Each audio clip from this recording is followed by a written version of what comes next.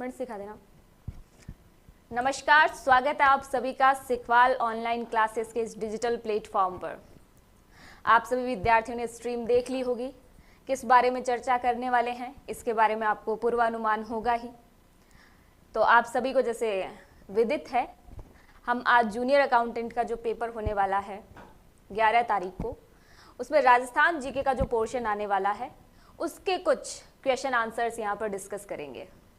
Rajasthan GK वैसे तो बहुत वास्ट है, लेकिन कुछ प्रश्नों के माध्यम से यहाँ पर मैं आपके साथ थोड़ी बहुत नॉलेज शेयर करना चाहूँगी। थोड़े बहुत प्रश्न आपके सामने लेके आऊँगी, उनकी एक्सप्लेनेशन हम देखेंगे। हो सकता है कि आपके इन एक्सप्लेनेशन से या इन क्वेश्चन से कोई और क्वेश्चन बन जाए या फिर सेम टू सेम आ जाए। प्रश्नों के रिपीट होने की संभावनाएं बहुत होती है और राजस्थान जीके में जो क्वेश्चंस बनते हैं अब वो मेनली सेम ही फॉर्मेट के क्वेश्चन बनते हैं। थोड़ा बहुत इधर उधर आ जाए, बाकी और सेम ही फॉर्मेट के क्वेश्चन आपको देखने के मिलते हैं। भले ही वो कोई सा भी एग्जाम हो, छोटे से छोटा हो, बड़ा आरएएस जैसा एग्जाम हो, एसआई जैसा एग्जाम हो, तो भी राजस्थान जीके से एक ही पैटर्न के क्वेश्चंस बनते हैं। उनमें कोई नई फॉर्मेशन नहीं होती। हाँ, कुछ पॉलिटी जैसे सब्जेक्ट जरूर है जिनमें आपके आंकड़े चेंज हो जाते हैं, कुछ संस्थाओं के हेड चेंज हो जाते हैं। तो ऐसे में वो वाला जीवंत विषय है, उसमें आप थोड़ा बहुत ऊपर नीचे देख सकते हैं। बाकी ये जो सब्जेक्ट हैं, बाकी और हिस्ट्री हो गया, आर्ट एंड कल्चर हो गया, इनसे थोड़े क्वेश्चन सेम ही पैटर्न पे बनते हैं। तो आज हम यहाँ पर देखेंगे कि कौन कौन से क्वेश्चंस मैं आपके लिए लेके आई हूँ। और ये क्लास आप ज़्यादा से ज़्यादा लोगों को शेयर कर दीजिए। जो भी आपके भाई बहन पेपर दे रहे हैं, दोस्त पेपर दे रहे हैं, उनके लिए थोड़ी हेल्पफुल हो जाए। इस वजह से आप ये क्लास जल्दी से जल्दी शेयर कीजिए। और हम आज की इस क्लास का पहला प्रश्न देखते हैं। क्या है आपके सामने बोर्ड पर? ढूंढाड़ राज्य की नींव किसने रखी थी? ढूंढाड़ प्रदेश कहाँ पर है और उसकी स्थापना करने वाले कौन है? सीधा सीधा सा क्वेश्चन पूछा गया है। अब देखिए ऑप्शन क्या दे रखे हैं। पहला ऑप्शन है राणदेव, दूसरा है दुल्हे राय, तीसरा है कोकिल देव और जो ऑप्शन नंबर डी है वो है पृथ्वीराज। प्रश्न आप सभी के सामने है, देखिए फटाफट से प्रश्न को और उत्तर देने की कोशिश कीजिए। कौन सा राइट आंसर होगा इसमें? ढूंढाड़ क्षेत्र कहां पर है? पहले तो आपको इस क्षेत्र का थोड़ा सा ज्ञात होना चाहिए। मैंने आपको जब आर्ट एंड कल्चर स्टार्ट किया था, हमने आपकी क्लासेस निरंतर रूप से चल रही हैं उसकी यूट्यूब के ऊपर, आप वो देखिएगा। मैंने आपको प्रदेश की थोड़ी सी भौगोलिक जानकारी बताई थी। प्रदेश में कौन कौन से क्षेत्र को क्या क्या कहते हैं, किस भूभाग को किस नाम से संबोधित किया जाता है, ये सारी चीजें मैंने आपसे डिस्कस की थी। तो उस समय मैंने ढूंढाड़ के बारे में भी आपको बताया था। मैंने आपको बताया था कि ढूंढाड़ के लिए एक आपके विद्वान हुए हैं स्ट्रेटनी, उन्होंने एक शब्द यूज किया था कि धूल भरा मरुस्थल जो है वही ढूंढाड़ है। किसने कहा था? स्ट्रेटनी ने कहा था। और अब आपको याद रखना है कि ये ढूंढाड़ राज्य की स्थापना के बारे में अगर आपसे एग्जाम में पूछा जाए तो आपका जो राइट आंसर होगा वो क्या होगा? आपका राइट आंसर होगा यहां पर दुल्हे राय। कैसे होगा दुल्हे राय, इसके बारे में भी थोड़ी सी बात कर लेते हैं हम। तो आपको याद रखना है कि दुल्हे राय जो है वो यहाँ पर दौसा के अंदर अपना आधिपत्य सबसे पहले जमाता है। दौसा के अंदर बड़ गुर्जरों का उस समय साम्राज्य रहता है। किसका? बड़ गुर्जरों का। कहां पर? दौसा में। तो दौसा में इनको हराता है यहाँ पर दुल्हे राय, और दुल्हे राय जब इनको हराता है तो अपनी राजधानी कहां पर बना लेता है? दौसा। दौसा के बाद दुल्हे राय आपकी राजधानी को शिफ्ट करता है और राजधानी अब कहां आ जाती है? रामगढ़। और यहां पर मंदिर और बनवाता है। किसका? जमवाय माता का। जमवाय माता का मंदिर बनवाता है। हम अभी भी देखते हैं कि जमवा रामगढ़ जमुवाय माता के नाम पर ही पड़ा है। तो पहले आप याद रख लेना कि पहले राजधानी क्या है? दौसा। दौसा के बाद कहां आ गई? रामगढ़ आ गई। लेकिन फिर इसी के आगे वंशज हुए हैं कोकिल देव। कौन? कोकिल देव। कोकिल देव बाद में आमेर को जीतते हैं और जब आमेर जीत लिया जाता है तो राजधानी क्या बनेगी अब? आमेर। तो ये वाली बात आपको थोड़ी सी याद रखनी है। तो इस प्रश्न का आपका जो सही उत्तर हो जाएगा वो क्या हो जाएगा? दुल्हे राय। तो ये वाली बात आपको याद रखनी है। जो जो मैंने बताई है थोड़ी बहुत एक्सप्लेनेशन याद रखना, एग्जाम के अंदर काम आएगी। तो ये अपना पहला प्रश्न हमने हल कर लिया। अब दूसरे प्रश्न की तरफ चलते हैं और दूसरा प्रश्न आपका क्या है? सारंगी किस प्रकार का वाद्य यंत्र है? वाद्य यंत्रों की क्लास भी आपकी ऑलरेडी हो चुकी है। तो आप देखिए क्या क्या ऑप्शन दे रखे हैं। तत्व वाद्य यंत्र, सुशिर वाद्य यंत्र, अवनद वाद्य यंत्र, घन वाद्य यंत्र।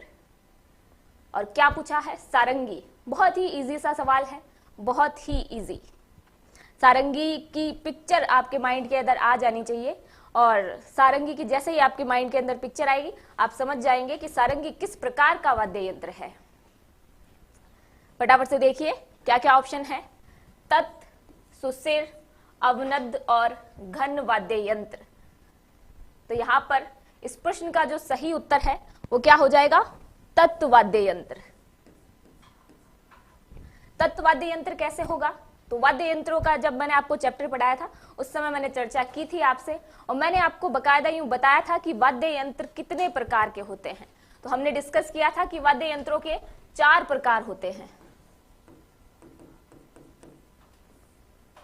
तो वाद्य यंत्रों के 4 प्रकार कौन से हैं? तो ये आपके 4 प्रकार यहां पर लिखे हुए हैं।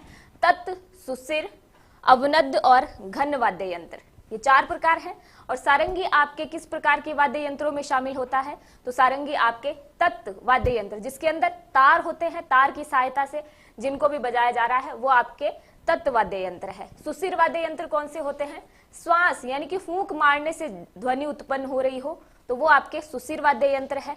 अवनद वाद्य यंत्र कौन से हैं? जो खाल से बनाए गए हों, किसी भी पशु की खाल को मढ़कर बनाए गए हों, वो आपके अवनद्य टाइप के हैं। और घन वाद्य यंत्र कौन से हैं? जो 2 धातु या फिर कोई भी 2 प्रकार की चीज है जिनको आपस में टकराने से आवाज पैदा हो रही है, वो आपके घन वाद्य यंत्र है। इनकी ट्रिक्स भी हमने देखी थी कि कौन कौन सी ट्रिक है, किस किस तरीके के आपके वाद्य यंत्र होते हैं इनके अंदर। तो हम एक बार ये तत्व वाद्य यंत्रों को देख लेते हैं। तत्व वाद्य यंत्रों के लिए मैंने आपको एक ट्रिक बताई थी, ट्रिक आप वापस से याद कर लेना। सिखवाल की जो बुक है, मानचित्रावली है, वो आपके लिए उपयोगी है, आपके शॉर्ट रिवीजन के लिए उपयोगी है। एके माफिया, आपको बहुत बहुत नमस्कार, स्वागत आपका। सहदेव जी बहुत बहुत नमस्कार। आपने आंसर बताया है ए, बिल्कुल सही, 27 तार आपने बिल्कुल सही बताया है। चलिए आगे देखते हैं हम। तो इसके लिए मैंने आपको जो ट्रिक बताई थी वो आपको याद होनी चाहिए। ट्रिक क्या थी हमारी? रावण की एक सास गुजरी पंगु थी। ट्रिक सुनिएगा आप, एक ही बार में आपके दिमाग में छप जाएगी।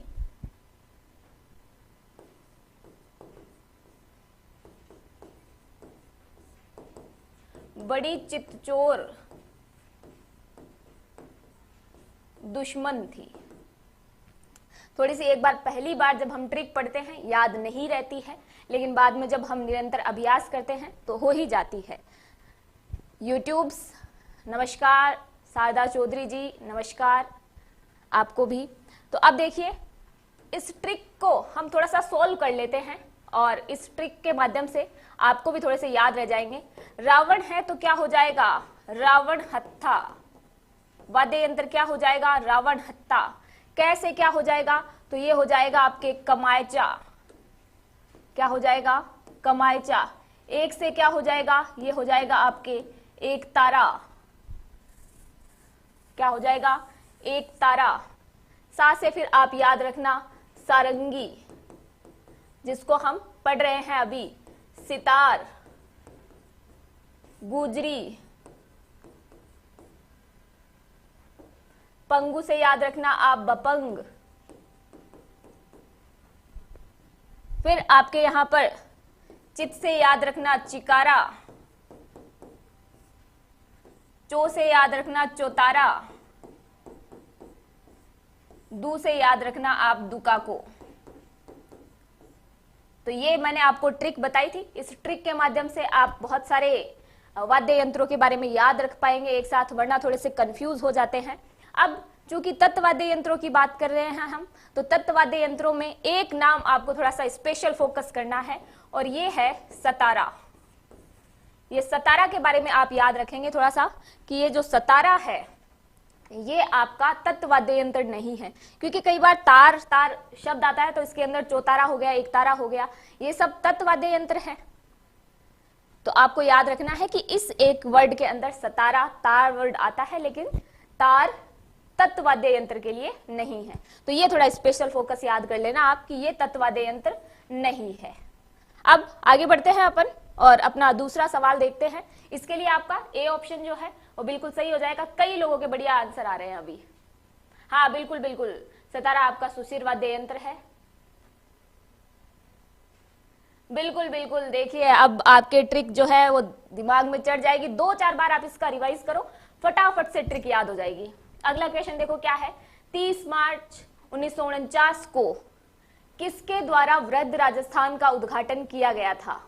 वृहद राजस्थान का उद्घाटन प्लस आप डेट देखना, एक तो कौन सी डेट दे रखी है 30 मार्च 1949। मैं बहुत अच्छे ट्रिक से आपको समझा दूंगी कि किस तरीके से आपको जो राजस्थान का इंटीग्रेशन है वो याद रहे, एकीकरण याद रहे। तो के.एम. मुंशी, सरदार पटेल, जवाहरलाल नेहरू, एन.वी. गॉडगिल, तो ये आपके ऑप्शन हैं। और क्वेश्चन क्या पूछा है कि 30 मार्च 1949 को किसके द्वारा वृहद राजस्थान का उद्घाटन किया गया? तो ये आप थोड़ा सा क्वेश्चन देख लो एक बार, और चारों ऑप्शन आपके सामने हैं।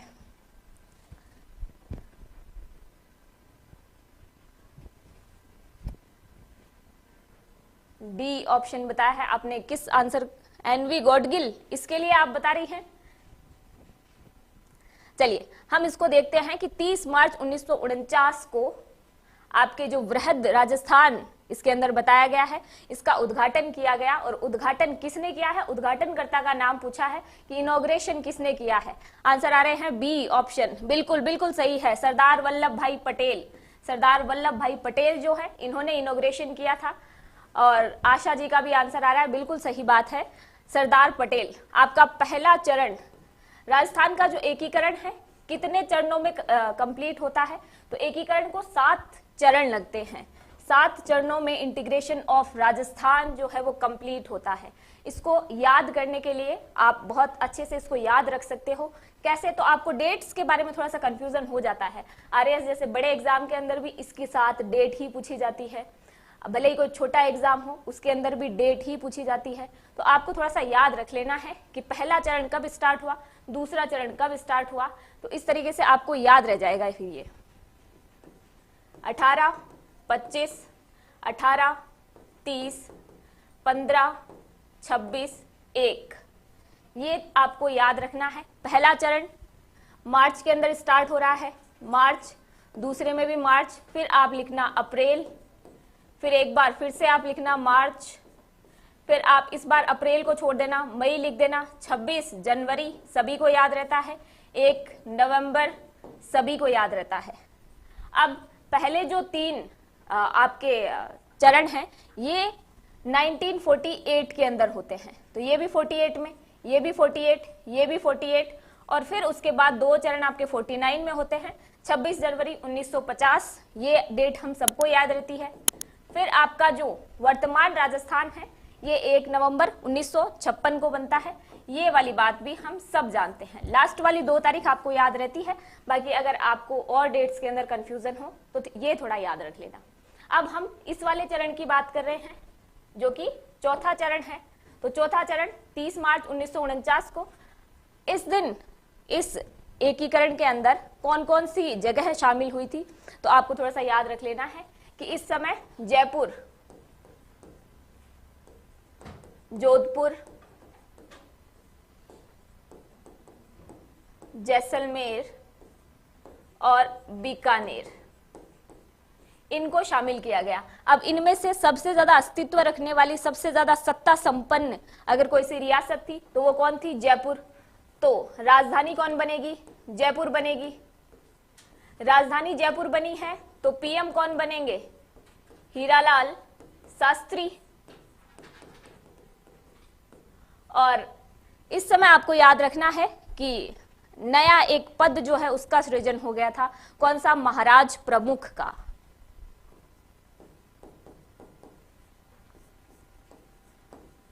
और महाराज प्रमुख कौन बने थे? तो ये याद रख लेना आप, भूपाल सिंह बने थे। और ये कहाँ के थे? तो हमने उदयपुर रियासत को जब मिलाया था यहाँ पर तो भूपाल सिंह पहले राज प्रमुख बने थे, क्योंकि अब जयपुर से महाराज आपके राज प्रमुख बनेंगे, तो इस वजह से इनको एक नया पद दे दिया, राजधानी जयपुर बना दी। ये थोड़े नाराज हो गए थे, तो इनकी नाराजगी दूर करने के लिए ये महाराज प्रमुख का पद जो है ये नया डेजिग्नेशन बनाया गया, और ये आपके एक ही बने हैं, इस वजह से और थोड़ा याद रख लेना, ठीक है। तो ये आपका पूरा मैंने सॉल्व करवा दिया। ये डेट 7 थी, मैंने इतना अच्छा तरीका बता दिया आपको, अब याद रह जाएगा आपको। आगे बढ़ते हैं। अगला क्वेश्चन क्या है, राज्य में मालवी व गिर नस्ल की गायों का प्रजनन केंद्र स्थित है। यानी कि सीधा सीधा क्वेश्चन पूछा गया है आपसे, प्रजनन केंद्र कहां पर है। पर प्रजनन केंद्र देखने से पहले देख लेना कि कौन कौन सी नस्ल के बारे में पूछा जा रहा है, कौन सी ब्रीड के बारे में पूछा जा रहा है। तो मालवी व गिर राजस्थान के संबंध में पूछेगा आपसे, डग झालावाड़, कुम्हेर डीग, चांदन जैसलमेर, नौहर हनुमानगढ़। फटाफट से बताइए कौन सा सही होगा। अच्छा, सबने अलग अलग अपनी ट्रिक्स बना रखी है। अब सहदेव जी ने आंसर दिया है डग, शारदा ए, मधु गुर्जर ए आ रहा है, बिल्कुल आपने सही आंसर दिया है। तो इस क्वेश्चन के लिए हमारा जो राइट आंसर होगा वो क्या हो जाएगा, डग झालावाड़। तो एक तो आप याद रखना कि मालवी और कौन सी है, गिर नस्ल, इनको और क्या बोला जाता है, तो इस नस्ल को आपके बोला जाता है अजमेरा व रेंडा। अगर मैं आपसे ऑप्शन में ये डग झालावाड़ हटा लूं और मैं इसकी जगह आपको दूसरा ऑप्शन दूं, क्या ऑप्शन दूं, रामसर अजमेर, तो अब क्या सही होगा। अगर आपको ये ऑप्शन में मिले ही नहीं डग झालावाड़, तो आप क्या करके आओगे, तो आपका जो दूसरा ऑप्शन होगा वो होगा रामसर अजमेर। तो मेरे कहने का तात्पर्य आप समझ गए होंगे कि अगर आपको क्वेश्चन के अंदर प्रजनन केंद्र पूछे मालवी और गिर का, तो इनका एक प्रजनन केंद्र डग झालावाड़ के अंदर है और दूसरा आपके रामसर अजमेर के अंदर है, ठीक है।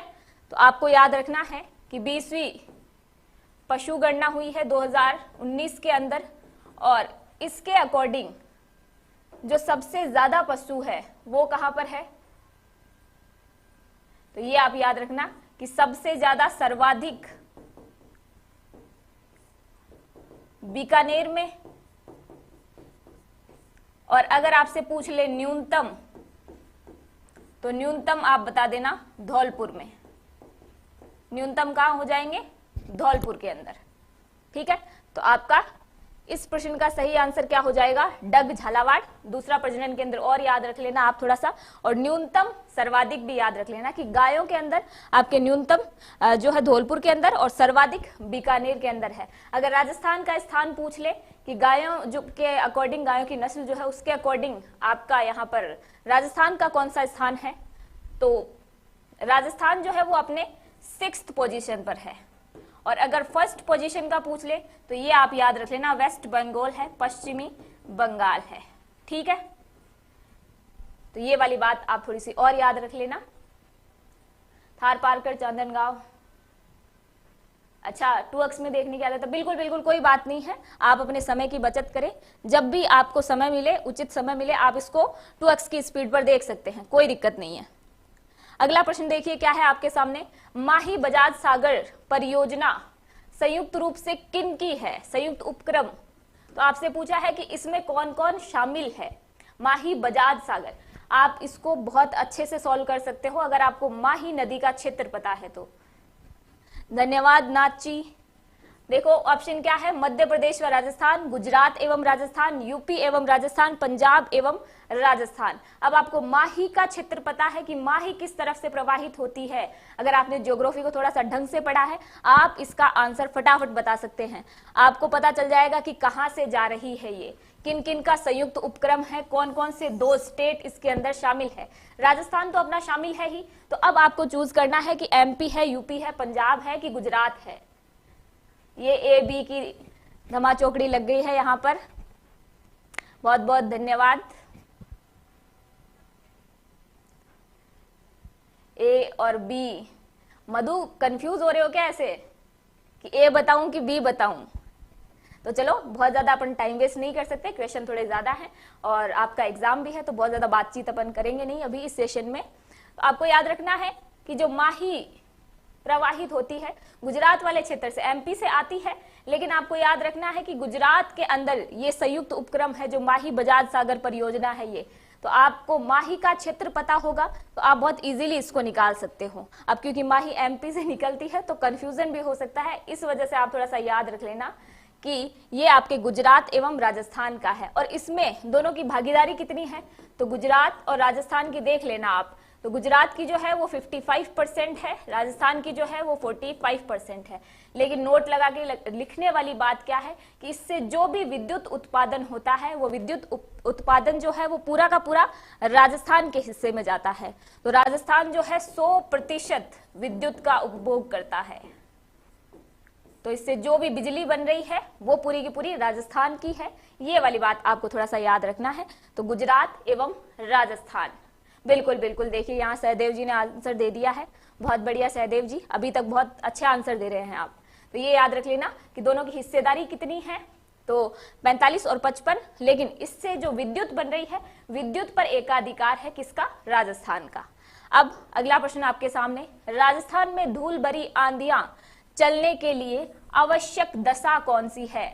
तो इसका मेन रीजन क्या है कि यहाँ पर धूल भरी आंधियां चल रही हैं जिनको हम लू बोलते हैं। और ग्रामीण भाषा में अगर मैं आपको एक और शब्द बताऊं, भभूलिया जिसको बोलते हैं अपन, तो उनके चलने का रीजन क्या है। ऑप्शन देखते हैं क्या है, उच्च वार्षिक तापांतर, शीत ऋतु में उच्च वायुदाब, संवहनीय क्रियाएं, तिब्बत के पठार पर निम्न वायुदाब दशाएं। तो ये प्रश्न आपसे पूछा गया है, फटाफट से देखो और बताओ कौन सा इसका राइट आंसर होगा। अपने राजस्थान में धूल भरी आंधी कह दो, लू कह दो, भंभूलिया कह दो, इनके चलने का कारण क्या है। सीमा जी ने आंसर दिया है ए। चलिए बताएंगे आपको, फटाफट से और कमेंट करो आप, कौन सा राइट आंसर होगा इसका। क्या है अपने ऑप्शन में, उच्च वार्षिक तापांतर, शीत ऋतु में उच्च वायुदाब, संवहनीय क्रियाएं, तिब्बत के पठार पर निम्न वायुदाब दशाएं। तो हमारा जो राइट आंसर होगा वो क्या है, वो है आपके संवहनीय क्रियाएं। तो संवहनीय क्रियाओं के कारण यहाँ पर हमारे धूल भरी आंधियां चलती है। देखो जहां पर भी टेम्परेचर ज्यादा होगा ना, टेम्परेचर से रिलेट करती है संवहनीय क्रियाएं बोल दो, दशाएं बोल दो, तो जहां पर टेम्परेचर ज्यादा होगा वहां पर आंधियां चलेंगी। तो इनका आप यूं समझ सकते हो कि कोऑर्डिनेशन है आपस में, कि अगर तापांतर ज्यादा हुआ, तापमान ज्यादा हुआ, और आपको पता ही है मई जून के टाइम यहाँ पर सूर्य की सीधी किरणें पड़ रही हैं, सूर्य की सीधी किरणें पड़ने के कारण जो हमारा तापमान है वो एकदम से ऊंचा हो जाता है, और उस वजह से यहाँ पर हमारे क्या चलती है, धूल भरी आंधियां चल रही है। अपन ने गाँव में सबने देखे हैं, बम्बूलिया कर करके बहुत पीछे भागे हैं अपन, तो वो सारी अब यहाँ से याद कर लेना, आज के बाद भूलने नहीं चाहिए कि किसके कारण होता है, तो संवहनीय धाराओं क्रियाओं के कारण। ठीक है, अब अगला प्रश्न आपके सामने, मेवाड़ शैली को किस राज्य की मूल शैली माना जाता है। राजस्थान, पंजाब, एमपी, हरियाणा। अब एग्जाम में ऐसा क्वेश्चन आ जाए तो आपको तो पता ही है कि बस अब बेड़ा पार हो जाएगा, क्योंकि ऐसे प्रश्नों की तो देर है, हमें पता नहीं है क्या मेवाड़ किसका भूभाग है। जय श्री राम, हरिओम जी, ये हमारी सभी क्लासेस में आते हैं भाई, बहुत बहुत स्वागत आपका। सहदेव जी ने आंसर दिया है ए। तो हमें अच्छी तरीके से पता है कि मेवाड़ जो है वो किसका भूभाग है, कहां पर है, हमारे राजस्थान में है, तो ऑब्वियस सी बात है इसके तो आपको पूरे नंबर मिलेंगे, आप सभी इसको सही बताएंगे। मुझे पता है आप किसी का उत्तर गलत आएगा ही नहीं, यहाँ पे सब ए लग गए ना आप। तो आपको अब मैं ये पूछूं कि मेवाड़ शैली जो है वो किसके शासनकाल में स्टार्ट हुई, इसका जनक कह दो आप, मेवाड़ शैली का जनक, और मेवाड़ शैली का स्वर्ण काल। तो आप मुझे दो यहां से आंसर देंगे, एक तो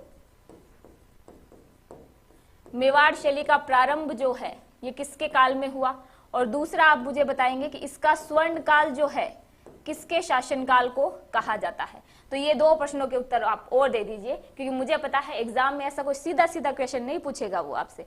ये सीधा क्वेश्चन मैंने इसलिए दिया था कि आप बाद में ये थोड़े से ट्रिकी क्वेश्चन बता सको मुझे। सहदेव जी का आंसर आया है कुंभा। हरिओम जी कोटा 12 से हैं, क्या बात है, क्या बात है, बहुत बहुत धन्यवाद। हाँ, तो आपको याद रखना है कि अगर आपसे जनक पूछ लिया जाए तो तो आपको याद रखना है कि महाराणा कुंभा जो है, कुंभा के शासनकाल में मेवाड़ चित्रकला जो है इसकी स्टार्टिंग हो गई, मेवाड़ चित्र शैली की स्टार्टिंग हो गई। और स्वर्णकाल अगर आपसे पूछ ले तो स्वर्णकाल में किसका आप नाम लोगे, ये और बताओ फटाफट से। तो मेवाड़ चित्रकला का जनक तो आप मुझे बता चुके कौन है, तो मैं यहां पर लिख देती हूं जनक। जनक हो जाएगा आपके कुंभा। और स्वर्णकाल अगर आपसे कोई पूछ ले तो स्वर्णकाल आप बता देना जगत सिंह का काल। तो जगत सिंह प्रथम जो है उनका शासनकाल जो है इस मेवाड़ चित्र शैली के लिए आपका स्वर्णकाल है। एक बार और किसी एक एग्जाम के अंदर पूछा गया था कि कलीला दमना क्या है, तो आप याद रखना कि कलीला दमना जो है मेवाड़ चित्र शैली के 2 पात्र हैं। इसमें एक कहानी है, उस कहानी के 2 पार्ट हैं, वो 2 पात्र हैं, तो ये थोड़ा सा याद रख लेना आप। हाँ बिल्कुल, अब सहदेव जी ने सही आंसर दे दिया, बिल्कुल बिल्कुल। तो स्वर्णकाल जगत सिंह का काल है और मेवाड़ शैली का जनक अगर आपसे कोई पूछे तो ये है कुंभा। कुंभा वही है जो आपके मेवाड़ के अंदर 84 में से 32 दुर्गों का निर्माण करवाता है, आपके युद्ध के साथ साथ साहित्य के क्षेत्र में जानकारी रखता है, साहित्य के साथ साथ संगीत में जानकारी रखता है। तो एक बहुत ही प्रभावशाली युद्ध कलाओं से निपुण शासक जो है वो आपका कौन है, कुंभा। कुंभा के बारे में और बातचीत हम इतिहास विषय में करेंगे। अगला क्वेश्चन देखते हैं क्या है, भीलों के किस नृत्य में नकली स्पर्धाजन्य युद्ध प्रदर्शित किया जाता है। यानी कि सीधा सीधा पूछ रहा है कि युद्ध लड़ने का नाटक कौन से नृत्य के अंदर वो करते हैं। यानी कि यूं एक तरीके का ड्रामा कर रहे हैं, और ड्रामा किस बात पे कर रहे हैं कि युद्ध में। हाँ बिल्कुल बिल्कुल, उदा ने मार दिया था मामादेव कुंड के पास, फिर उदा शासक बना था, बिल्कुल बिल्कुल, फिर इसकी भी मृत्यु हो गई थी बिजली गिरने से। तो ये सारी कहानी जो है वो आपके हिस्ट्री की है, उसको हम ज्यादा यहाँ पे डिस्कस कर नहीं सकते, पर सहदेव जी ने बताया, मतलब अच्छी खासी नॉलेज रखते हैं आप। बिल्कुल बिल्कुल, आगे देखो आप क्या है कि भीलों का ऐसा कौन सा नृत्य है जिनमें वो नकली युद्ध लड़ने का ड्रामा कर रहे हैं। तो ऑप्शन देखो क्या क्या है, तो ऑप्शंस आर बागड़िया, गैर, हाथीमना, नेजा। तो एक तो ऑप्शन आपका वैसे ही डिलीट हो जाएगा अगर आपने ये नृत्य वाला टॉपिक पढ़ा है अच्छे से, मैंने इसकी क्लास ले ली है, तो आप देख लेना एक बार। अगर किसी ने नहीं देखा है तो देखो, सी, कोई बोल रहा है डी। तो पहले तो आप मुझे ये बताओ कि आपको भीलों के नृत्य कौन कौन से होते हैं, ये पता है कि नहीं पता।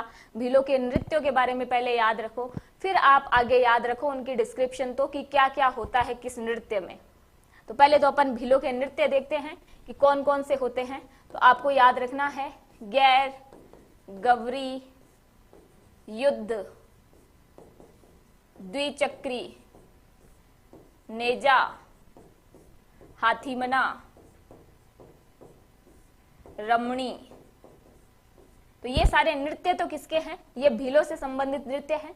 मैंने क्लास के अंदर आपको पूरे एक एक करके सारे एक्सप्लेन करे हैं कि किस किस तरीके से हैं। फिलहाल क्योंकि क्वेश्चन ज्यादा है तो ज्यादा डेप्थ के अंदर नहीं जाके मैं आपको ये बता दूं कि अपना जो प्रश्न पूछ रहा है वो क्या पूछ रहा है कि किसमें नकली युद्ध लड़ने वाली कला दिखाई जाती है। तो वो आप याद रख लेना, हाथीमना नृत्य जो है ये विवाह के समय होता है। पहली बात इसके बारे में आप याद रखेंगे, कौन कौन करता है, विवाह के समय होता है। और युद्ध की अगर बात आ रही है तो ऑब्वियस सी बात है महिलाओं का कोई काम है ही नहीं, कौन करेंगे, पुरुष करेंगे। तो आपके पुरुष प्रधान नृत्य हो जाएगा। और नकली युद्ध है, घुटनों के बल बैठकर किया जाता है। तो ये और पूछ सकता है कि भीलों का ऐसा कौन सा नृत्य है जो घुटनों के बल बैठकर किया जाता है। तो आप याद रख लेना कि भीलों का ये आपका हाथीमना नृत्य जो है ये बैठकर किया जाता है, विवाह में किया जाता है, और सिर्फ पुरुष कर रहे हैं, तो पुरुष प्रधान नृत्य और है। बिल्कुल, तलवार घुमाते हुए, एकदम सही बात। अब देखो अगला प्रश्न देखते हैं। अगला प्रश्न क्या है, राज्य के दक्षिणी भाग में सर्वाधिक वर्षा होने का मुख्य कारण क्या है। अपने राजस्थान का दक्षिणी भाग है और इस दक्षिणी भाग में सर्वाधिक वर्षा होने का कारण पूछा गया है आपसे। तो मेरे को एक बार फटाफट से बताओ, मैं आपको आगे एक्सप्लेन करूंगी इसको, लेकिन आप देखो ऑप्शंस क्या है, अरावली पर्वत का ऊंचा होना, वनस्पति की सघनता, समुद्र तट से निकटता, और मध्य भारत का क्षेत्र होना। फटाफट से बताओ कि राजस्थान के इस दक्षिणी भाग के अंदर सर्वाधिक वर्षा क्यों हो रही है। आप उत्तर दीजिए। मैंने दक्षिणी भाग बता और दिया है, अगर किसी को पहली बार देख रहा हो, पहली बार पढ़ रहा हो, तो उत्तर दक्षिण तो पता ही होना चाहिए उसको। अब इस भाग में सर्वाधिक वर्षा, बी और सी, बी और सी के बीच की लड़ाई, मेरे को पता था आप लोग कंफ्यूज हो गए इसके अंदर। बी आ रहे हैं दिनेश सुमन, इन्होंने सी बताया है। सहदेव जी क्रिकेट लवर्स, इन्होंने बी बताया है। तो अगर आपसे एग्जाम में प्रश्न पूछा जाए ये, तो आप सबसे पहले जो कारण डिस्क्राइब करते हो, उन कारणों के अंदर जो पहला कारण आएगा वो यही आएगा, अरावली पर्वत का ऊंचा होना। अगर वनस्पति की सघनता है तो ऑब्वियस बात है आर्द्रता के कारण वर्षा होगी, लेकिन यहाँ जो आपके मानसून आ रहा है, मैं आपको राजस्थान का बहुत ज्यादा एक्सप्लेन नहीं करूंगी यहाँ पर, क्योंकि ये आप ज्योग्राफी में पढ़ चुके हैं तो बार बार वो चीजें नहीं पढ़ते हैं। तो जब मानसूनी धाराएं यहाँ पर आती है, अरावली यहाँ पर है, तो पश्चिमी भाग जो है वो तो आपको पता है हवाएं टकराती नहीं है तो सीधे चली जाती है, यहाँ पर कोई वर्षा नहीं होती है क्योंकि अरावली के समानांतर चला जाता है मानसून। लेकिन ये जो दक्षिणी भाग है यहाँ पर आपका अरावली ऊंचा है, तो जब भी मानसून आ रहा है तो मानसून आएगा तो टकराएगा यहाँ पर। अब टकरा रहा है तो बारिश होगी यहाँ पर। तो अगर मानसून आएगा अरावली से टकराएगा तो ऑब्वियस बात है वहां पर बारिश होगी। फिर दूसरा रीजन क्या काम करेगा आपका, दूसरा रीजन ये है क्योंकि वनस्पति की सघनता है, आपको पता है हरा भरा क्षेत्र है, और कुंभा और जोधा के बीच आमल बामल की संधि हुई थी। ये मैंने आपको शायद पहले भी बताया होगा किसी क्लास के अंदर कि आंवला जहां जहां तक है वहां तक मेवाड़ की सीमा, यानी कि उसने हरा भरा क्षेत्र अपनी तरफ रख लिया। तो हरा भरा क्षेत्र है मतलब वनस्पति की सघनता है, बारिश वारिश ठीक ठाक हो रही है इस क्षेत्र के अंदर। इस वजह से आपके याद रख लेना कि एक और ये वाला रीजन ऐड कर लेते हैं हम, ठीक है। समुद्र तट से निकटता और ये सारे रीजंस जो हैं ये बाकी एक्सप्लेन किए जा सकते हैं, लेकिन अपन इतना टाइम यहाँ पर लगाएंगे नहीं। हाँ हाँ बिल्कुल बिल्कुल हंसा भाई, हाँ हाँ हाँ, दादी बुआ को बीच में मत लेके आओ भाई। यहाँ पर अभी ज्योग्राफी चल रहा है, आप कहाँ हिस्ट्री के अंदर है अभी। अब आगे वाला देखो प्रश्न क्या पूछ रहा है कि भील जनजाति के सामाजिक रिवाजों व अर्थव्यवस्थाओं के लिए सर्वाधिक पसंद पारिस्थितिकी, इकोलॉजिकल एवं परंपराओं वाला यानी रिचुअल्स वाला वृक्ष है। यानी कि भीलों का कौन सा ऐसा वृक्ष है जो उनकी अर्थव्यवस्था में भी काम आ रहा है और जो उनके जो सामाजिक रिचुअल्स होते हैं उनमें भी काम आ रहा है। हाँ, सबसे ज्यादा वर्षा बंगाल की खाड़ी, ये वाली बात सही है। और सहदेव जी का आंसर आया है महुआ, सी। मधु का आया है सी। तो देखो नीम, पीपल, महुआ व खेजड़ी, तो आपका इसके लिए राइट आंसर क्या हो जाएगा, महुआ हो जाएगा। महुआ जो है वो इन भीलों का व्यापारिक दृष्टि से भी और इनके सामाजिक कार्यों के अंदर भी यूज होता था। महुआ आप थोड़ा सा याद रख लेना, महुआ की शराब। और भीलों के घरों को क्या बोलते हैं, पाल। और भीलों के बारे में कौन से अभिलेख के अंदर कहा गया है कि हमीर ने भीलों को यानी कि भीलों के पालों को जलाकर विजय प्राप्त की। भीलों का उद्दंडता पूर्वक व्यवहार जो था, या भीलों का आप यूं कह सकते हो कि भीलों के खिलाफ उसने एक अभियान किया था और उस अभियान में फिर वो सक्सीड हुआ था। ये आप मेरे को और बताना, यहाँ पर बात हो ही रही है तो हम सारे सब्जेक्ट रिलेट करेंगे फिर हम। तो अब देखो भीलों के घरों को कहते हैं पाल, और ये एक नृत्य और करते हैं, आप याद रखना, हमसीडो। स्त्री व पुरुष दोनों मिलकर करते हैं हमसीडो। ये वाली बात और याद रखनी है कि स्त्री और पुरुष दोनों है इसमें।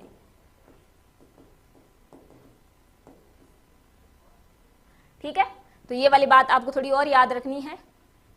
आम की पत्तियां विवाह पर, बिल्कुल बिल्कुल सही बात है सहदेव जी, मतलब आपने बहुत अच्छी प्रिपरेशन कर ली है। जूनियर अकाउंटेंट का पेपर दे रहे हैं कि नहीं दे रहे हैं आप?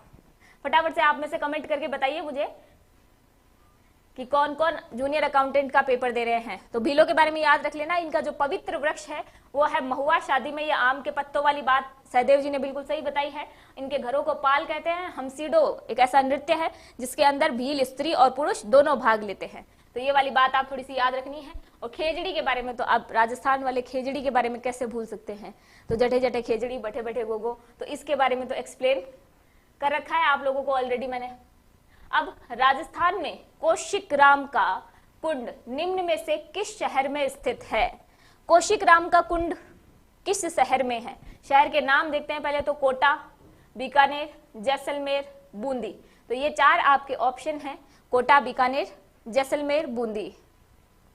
अच्छा रेखाराम चौधरी जी, हम सीडो, बिल्कुल बिल्कुल, अच्छा आप पेपर दे रहे हैं, चलिए चलिए, ऑल द बेस्ट। आपकी ये जो सीरीज चला रखी है सिखवाल पब्लिकेशन ने, ये जरूर देखना आप, बहुत इंपॉर्टेंट है। आपके कुछ ना कुछ क्वेश्चंस जो है वो यहाँ से टच जरूर होंगे, एक्सप्लेनेशन से हो, भले ही क्वेश्चंस एज इट इज आ जाए, आप थोड़ा सा देखना इसको और ट्राई करना कि जो भी मैं बता रही हूँ वो सब चीजें आपके एटलीस्ट माइंड में रहे। तो एक बार ये जरूर देखना आप, और अपने दोस्तों को जरूर शेयर करना जो भी पेपर दे रहे हैं। तो क्या पूछा है, कौशिकराम का कुंड निम्न में से कहां पर है? तो कौशिकराम का कुंड सबको पता है भाई, हम सब पढ़ते हैं इसको कि ये जैसलमेर के अंदर है। तो जैसलमेर के अंदर गड़ीसर पूछ ले आपसे, जैत सागर पूछ ले,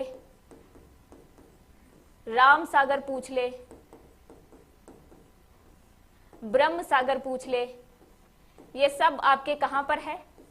तो ये सब आपके जैसलमेर के अंदर है। तो ये आप थोड़ा सा ध्यान रखना कि आपके जैसलमेर में कौशिकराम का कुंड है। ये कौशिकराम आपके प्रीवियस ईयर का क्वेश्चन डाला है मैंने यहाँ पर, क्योंकि कई बार जब टीचर भी पढ़ाता है तो ऐसे कुछ नामों के बारे में भूल जाता है, तो आप थोड़ा सा याद रख लेना इसको। लाइब्रेरियन की भी है क्या? पशु परिचर, बिल्कुल, अरे सब में काम आएगा ये तो। राजस्थान जी के कोई अलग चेंज थोड़ी हो जाएगा। ये देखो अगला क्वेश्चन क्या पूछ रहा है कि हल्दी घाटी के युद्ध में मुगलों और महाराणा के सैनिकों के साथ साथ दोनों पक्षों के जिन हाथियों ने बहुत वीरता दिखाई थी उनके नाम क्या है? सीधा सीधा क्या पूछ रहा है कि हल्दी घाटी में महाराणा के और जो आपके मान सिंह काछी थे सेनापति अकबर की तरफ से, उनके खिलाफ जो हाथी थे एक दूसरे की सेना में, वो हाथी कौन कौन है वो बताने हैं। अब हाथी का नाम देखो क्या क्या दे रखा है, ऑप्शन देखते ही क्लिक कर जाएंगे आपको। चेतक, गजाला, नीला, गज सिंह। चेतक कौन है? चेतक घोड़ा है, नहीं हो सकता, पहला ऑप्शन डिलीट कर दिया हमने। लूणा, राम प्रसाद, गजमुक्त, गजराज। अब आप देखेंगे मैंने एक ऑप्शन की हेल्प कर दी है आपकी, सोम, समीर, अक्षराज, दीन, शक्ति, राम प्रताप, सुमेरु और सोनू। अब आप बताओगे मुझे कि कौन सा ऑप्शन जो है वो सही है। मधु गुर्जर, दिनेश जी, क्रिकेट लवर, सहदेव जी, आशा जी, सबने दिया है उत्तर बी। तो बिल्कुल चेतक तो घोड़ा है भाई, हम सभी जानते हैं इसके बारे में, तो पहला ऑप्शन तो हमने कर ही दिया। राजस्थान पुलिस की कर रहे हैं, क्या बात है, तो कोई दिक्कत नहीं है। ये प्रश्न जो मैं यहाँ पर सॉल्व करवा रही हूँ, ये क्वेश्चंस जो हम कर रहे हैं वो आपके बहुत काम आने वाले हैं। किसी भी तरीका का एग्जाम दो आप, यहाँ मैं खड़े होकर बोल रही हूँ कि ये प्रश्न जो है वो आपके आरएएस के लिए भी सेम ही इंपॉर्टेंट है। एसआई हो, राजस्थान पुलिस हो, लाइब्रेरियन हो, संगणक हो, जूनियर अकाउंटेंट हो, सीईटी हो, कोई सा भी पेपर हो आपका, पटवारी हो, सबके अंदर काम आएगा। राजस्थान जी के चेंज नहीं होता है, आंकड़े चेंज होते हैं, कुछ रिपोर्ट आ जाती है नहीं, जैसे पशु गणना की रिपोर्ट आ जाएगी 5 साल बाद, 2019 में आई थी, अब आप वापस आ जाएगी, तो ऐसी कुछ रिपोर्ट्स हो सकती है। वन नीतियां, वन रिपोर्ट, ये सब चेंज हो जाती है। इकोनॉमिक सर्वे चेंज हो जाता है, तो उसकी वजह से आपकी ज्योग्राफी थोड़ी चेंज हो जाती है। बाकी आर्ट एंड कल्चर ये नहीं बदलता, ठीक है। अब देखो ऑप्शन नंबर बी बिल्कुल सही बताया है। तो लूणा, राम प्रसाद, गजमुख और गजराज, इसके साथ साथ आप 2 नाम और याद रख लेना। तो राणा की सेना से कौन था, और इधर आपके अकबर के सेनापति मान सिंह काछी जो थे, उनकी सेना में कौन कौन से हाथी थे, ये और बताऊंगी मैं आपको। तो रणमदार नाम याद रखना आप, और उसके बाद आप याद रखना खांडेल, एक आप नाम रखना यहां पर चक्रपाण।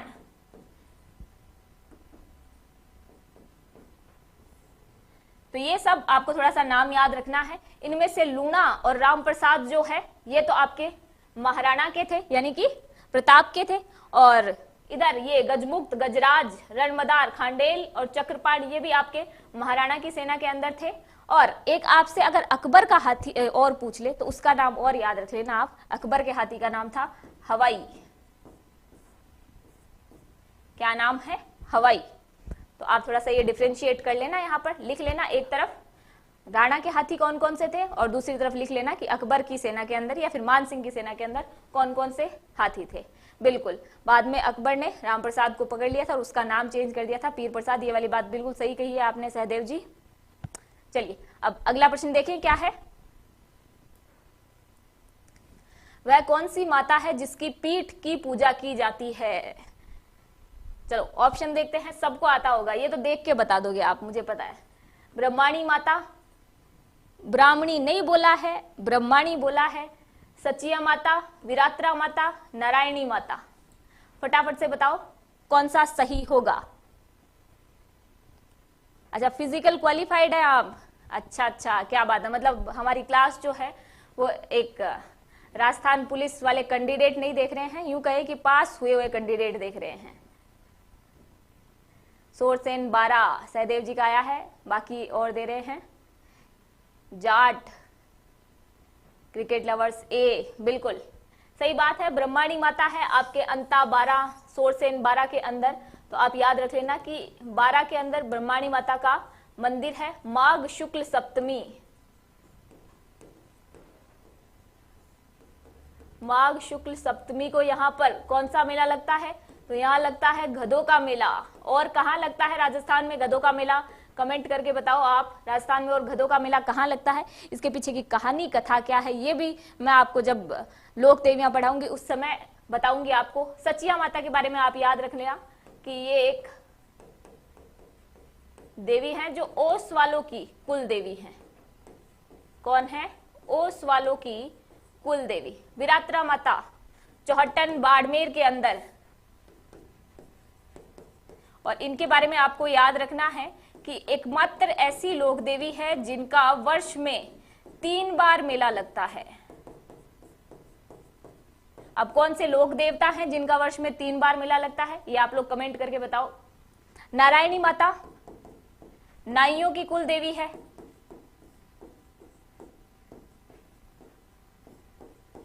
नाइयों की कुल देवी। और विरात्रा माता के बारे में आप याद रख लेना कि ये आपके भोपों की कुल देवी है। भोपों की कुल देवी, ठीक है। तो ये आपके जो चारों ऑप्शन हैं उनके बारे में मैंने एक्सप्लेन कर दिया आपको। लुनियावास, बिल्कुल बिल्कुल खलकाणी माता का मेला लगता है, बिल्कुल सही पकड़ा है आप सहदेव जी। चाकसू के अंदर, बिल्कुल बिल्कुल। अच्छा, ढूंढरो झुंझुनू के अंदर भी लगता है क्या भाई? अच्छा, उधर के ही है क्या आप? क्या बात है। चलो ये वाला आपके क्लियर हो गया कि कौन सी माता है जिसकी पीठ की पूजा होती है। एकमात्र ऐसी ही माता है जिसकी पीठ की पूजा की जाती है, तो वो आपके ब्रह्माणी माता है। याद रख लेना, ऑप्शन नंबर ए जो है वो सही है अपना। अगला क्वेश्चन देखो क्या है। राजस्थान की सबसे प्राचीन व विश्वसनीय ख्यात है, यानी कि कौन सी ट्रस्ट वाली, जिसपे हम ट्रस्ट कर सकते हैं, वो वाली ख्यात कौन सी है? ऑप्शन देखो, नैनसिरी ख्यात, अचलदास खिंचीरी ख्यात, राणा जोधारी ख्यात, मेवाड़री ख्यात। तो ये आपके तीनों ऑप्शन हैं, चारों ऑप्शन है। देखो क्या क्या है। नैनसिरी ख्यात, अचलदास खिंचीरी ख्यात, जोधा की ख्यात और मेवाड़री ख्यात। फटाफट से बताओ कौन सा है।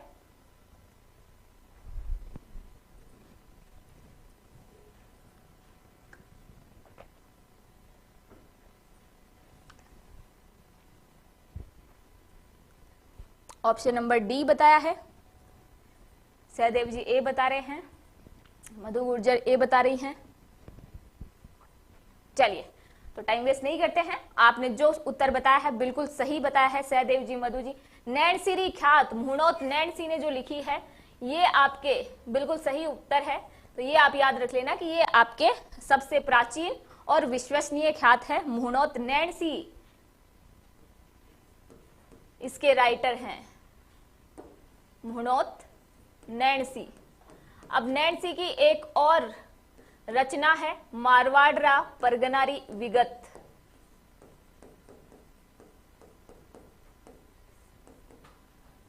मारवाड़रा परगनारी विगत, ये और याद रखना, दोनों ही इंपॉर्टेंट है।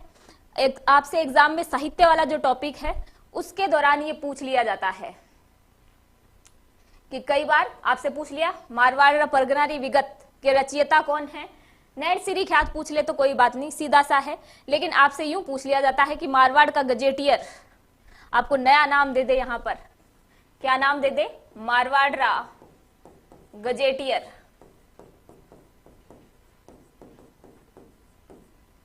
तो फिर आप कंफ्यूज हो जाओ कि अब इसके रचनाकार कौन है, ये किसने लिखी है। तो याद रख लेना कि इसी का दूसरा नाम है गजेटियर। आपके गजेटियर का मतलब क्या होगा, उस समय की जो भी व्यवस्था है, सारा खर्चा पानी किधर क्या था कैसे था, सारी व्यवस्था बताई हुई है उस समय मारवाड़ की। तो मारवाड़ की राजनीतिक आर्थिक स्थिति का वर्णन कर दिया इन्होंने, तो पूरा का पूरा ढांचा अपन को मिल गया इनकी इस बुक से, पुस्तक से। तो आप याद रख लेना, मोहनोत नैण सी जो है ये इनकी ख्यात है, नैण सिरी ख्यात, और इनकी दूसरी किताब का नाम और याद रख लेना, मारवाड़ परगनारी विगत।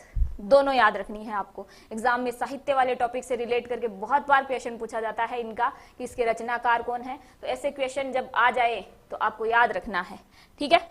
अब अगला प्रश्न देखो क्या है, धराड़ी है, धराड़ी क्या है, ऑप्शन देखो क्या क्या दे रखा है। एक में बोला है वृक्ष मित्र परंपरा वृक्ष संरक्षण हेतु, तो एक परंपरा बता दी वृक्ष संरक्षण की, और दूसरा क्या है, खाद्यान्नों के संग्रहण की व्यवस्था, यानी कि अगर आप स्टोरेज कर रहे हो उनके लिए कोई व्यवस्था है क्या, गोबर के कंडों की संग्रहण व्यवस्था, सरकंडों के संग्रहण की व्यवस्था। तो फटाफट से बताओ। सहदेव जी आंसर दे रहे हैं ए। अच्छा, तो आपका मतलब है कि धराड़ी जो है वो एक वृक्ष मित्र परंपरा है वृक्ष संरक्षण के लिए।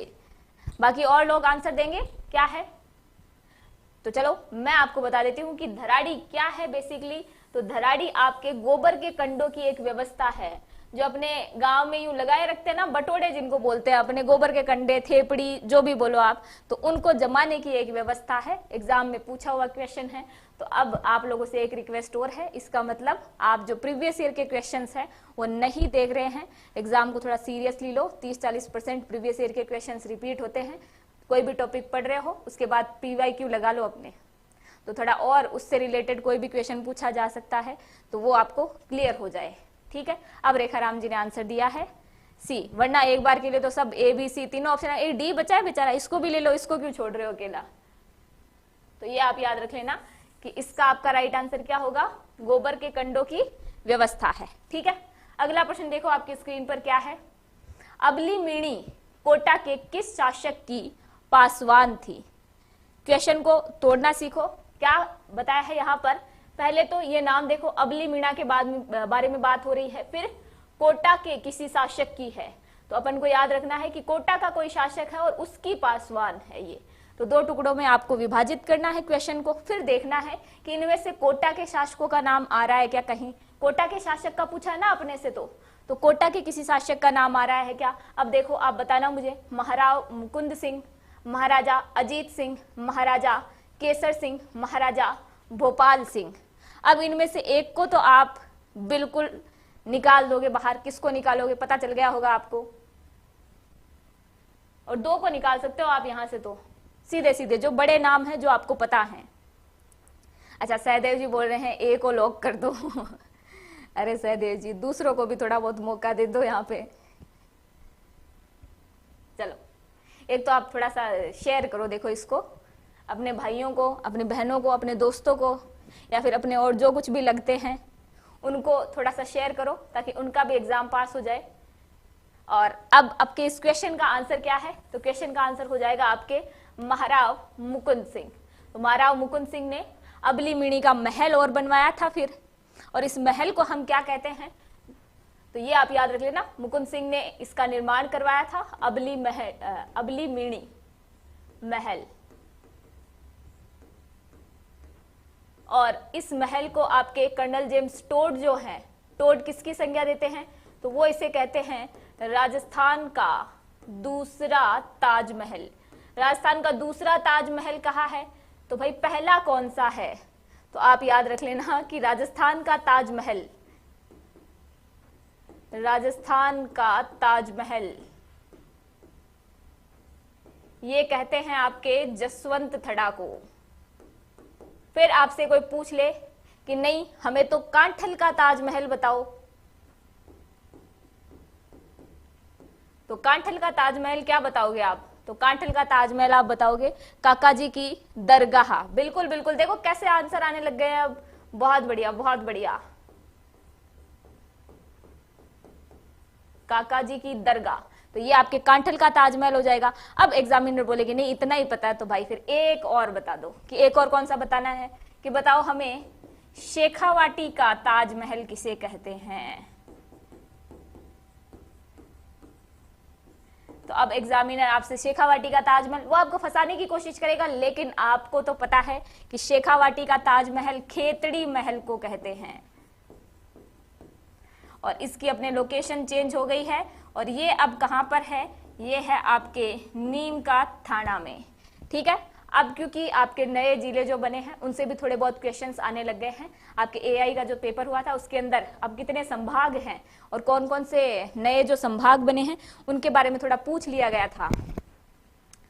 बिल्कुल बिल्कुल बिल्कुल, कबूतर का शिकारी, भाई ऐसे नाम क्यों रखते हो आप, पहले तो मुझे ये बताओ। खेतड़ी का महल, नीम का थाना, बिल्कुल बिल्कुल। तो मैं आपकी क्या कह रही थी कि आपसे वो क्वेश्चन पूछा हुआ था वहां पे एआई के एग्जाम के अंदर, तो आप थोड़ा सा याद और रखना कि नए जिले जो बने हैं तो एटलीस्ट उनके बारे में थोड़ा सा पढ़ के चले जाना कि कौन कौन से बने हैं, कौन से संभाग है और किसके अंदर कौन कौन सा थोड़ा क्षेत्र आ रहा है। और थोड़ा बहुत मैंने आपको नए जिलों के अकॉर्डिंग क्लास जो है वो स्टार्ट करवाई दी थी, तो देख लेना आप थोड़ा सा। तो ये आप याद रखना कि इसका राइट आंसर क्या है, महाराव मुकुंद सिंह। ठीक है, अगला प्रश्न आपके सामने स्क्रीन पर, सागड़ी प्रथा पर प्रतिबंध लगाने वाले शासक कौन थे? कौन सी प्रथा के बारे में पूछा जा रहा है?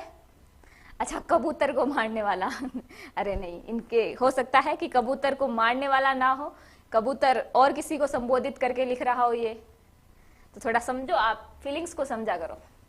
सागड़ी प्रथा के बारे में पूछा जा रहा है, सागड़ी प्रथा को प्रतिबंधित यानी बैन करने वाले सबसे पहले शासक कौन थे? तो आपको ऑप्शन क्या मिले हैं, सवाई राम सिंह द्वितीय, जय सिंह द्वितीय, मिर्जा जय सिंह, प्रताप सिंह। अब चारों में से कौन सा ऑप्शन सही है, फटाफट से बताओ। किसने सागड़ी प्रथा को बैन किया था? आपने सागड़ी प्रथा को बैन करने वाले कौन है?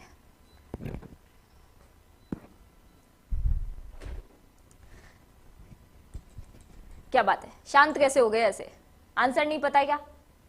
तो आप चलो नहीं पता है तो याद रख लेना कि आपके जयपुर के शासक है सवाई राम सिंह द्वितीय।